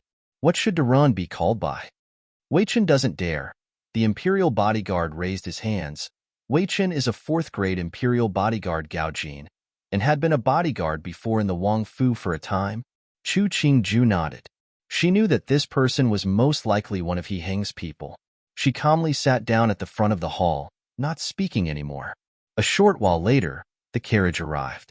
Mu Jin and the other Yahuan had finished packing. Chu Qingju allowed some of her personal attendants to follow as she walked out of the main gate of the Wang Fu.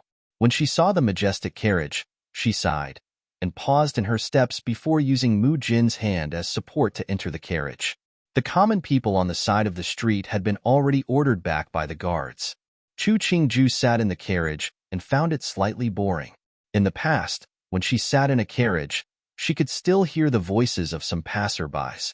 Now, other than the sound of the axles, the ground, and the hoofs of the horses, she couldn't hear anything. Was this the difference between a Wang Fei and the Empress? The carriage didn't stop after it entered the palace. She slightly lifted up the curtain and saw people all kneeling on the ground. All of them were trembling and cautious, as though if she frowned, they would lose their lives. The carriage traveled a short distance past the palace doors before stopping. Chu Qingju got off the carriage and got on the Phoenix carriage to sedately circle around to reach Tianqi Palace. When she got off the Phoenix carriage, she saw He Heng standing at the top of the jade stairs. She stood at the bottom of the jade stairs, staring into his eyes. Step by step, she made her way up. Each step was especially steady and especially strong. Just when there were 3 steps left between her and He Heng, he actually walked down the steps and firmly took hold of Chu Qingju's hand. The two ascended to the top of the stairs together. He Heng lifted his head to look at the plaque of Tianqi Palace. Fu Wang's morning hall has been set up in Shoukong I Palace. Later, you and I should go to pay our respects. Chu Qingju suddenly understood. So Qing the Emperor's corpse was already not in Tianqi Palace? She turned to look down the jade stairs and found that the scenery at the top was drastically different compared to the bottom. She tilted her head to look at Tianqi Palace's sign. At this moment, she didn't know whether to say to restrain grief or congratulations. She turned to look at the man beside her. He wasn't as happy as she had thought, but had a kind of expected steadiness. After thinking for a bit, Chu Qingju decided to speak. I heard that you haven't eaten or drank. It's so hot right now. You can't harm your body. He Heng smiled. He looked at the dimming sunset at the horizon. If you are worried about me, then eat together with me. Chu Qingju nodded, concern on her bare face. The two walked together into Tianqi Palace. Food was very quickly brought up. Even though there wasn't any meat, the dishes were very finely made and didn't diminish one's appetite. After eating and rinsing, He Heng wiped his mouth as he remarked, "These days, the palace would be busy. You should follow Muhu to manage the affairs of the Hogong. After everything is settled, that would make it easier for you to manage the Hogong." Chu Qingju's eyebrows twitched. Did He Heng mean that Hogong was going to be under her management in the future? There are 2 Muhu in the palace. It doesn't need me to do this. Chu Qingju smiled as she responded, "Does Emperor not worry that it could exhaust me? How would I not worry for you? But this is our Hogong, you have to run it." He Heng gave a warm smile. "If I give it to anyone else, I won't feel at ease." Chu Qingju looked at his eyes and found that he looked extremely serious as he spoke, so serious that she almost believed it. A silent beat later, Chu Qingmu smiled and complied. "All right." In Zhongjing Palace, Jing Guifei slowly waved the fan in her hand and remarked to Ding Mama beside her, "The Emperor welcomed Chu Qingju into the palace?" Ding Mama answered, "Newbie heard that right now, Nyang Nyang is keeping the Emperor company for the evening meal." Jing Guifei nodded. "That's good with her there. The Emperor knows to take care of his body." Ding Mama hesitated before being unable to resist asking, "But if Chu Nyang Nyang entered the palace, this Hogong, Bin Gong's son's Hogong should be handed to Bin Gong's Erxi to manage." Jing Guifei's expression grew serious. "Do not mention this matter again." Ding Mama's face paled, her body sinking lower into a bow. Newbie slipped. Nyang Nyang. Please forgive me. Jing Guifei's expression relaxed, and she continued to wave the plain circle fan in her hand, not speaking anymore. You're tuning in to the Romance Rendezvous YouTube channel. We're so grateful for your support, and don't forget to subscribe to join us on this incredible journey through captivating stories. Your generosity through donations truly makes a world of difference, as it's the primary source of revenue that allows me to expand and enhance this channel for you. Thank you from the bottom of my heart for being a part of this adventure.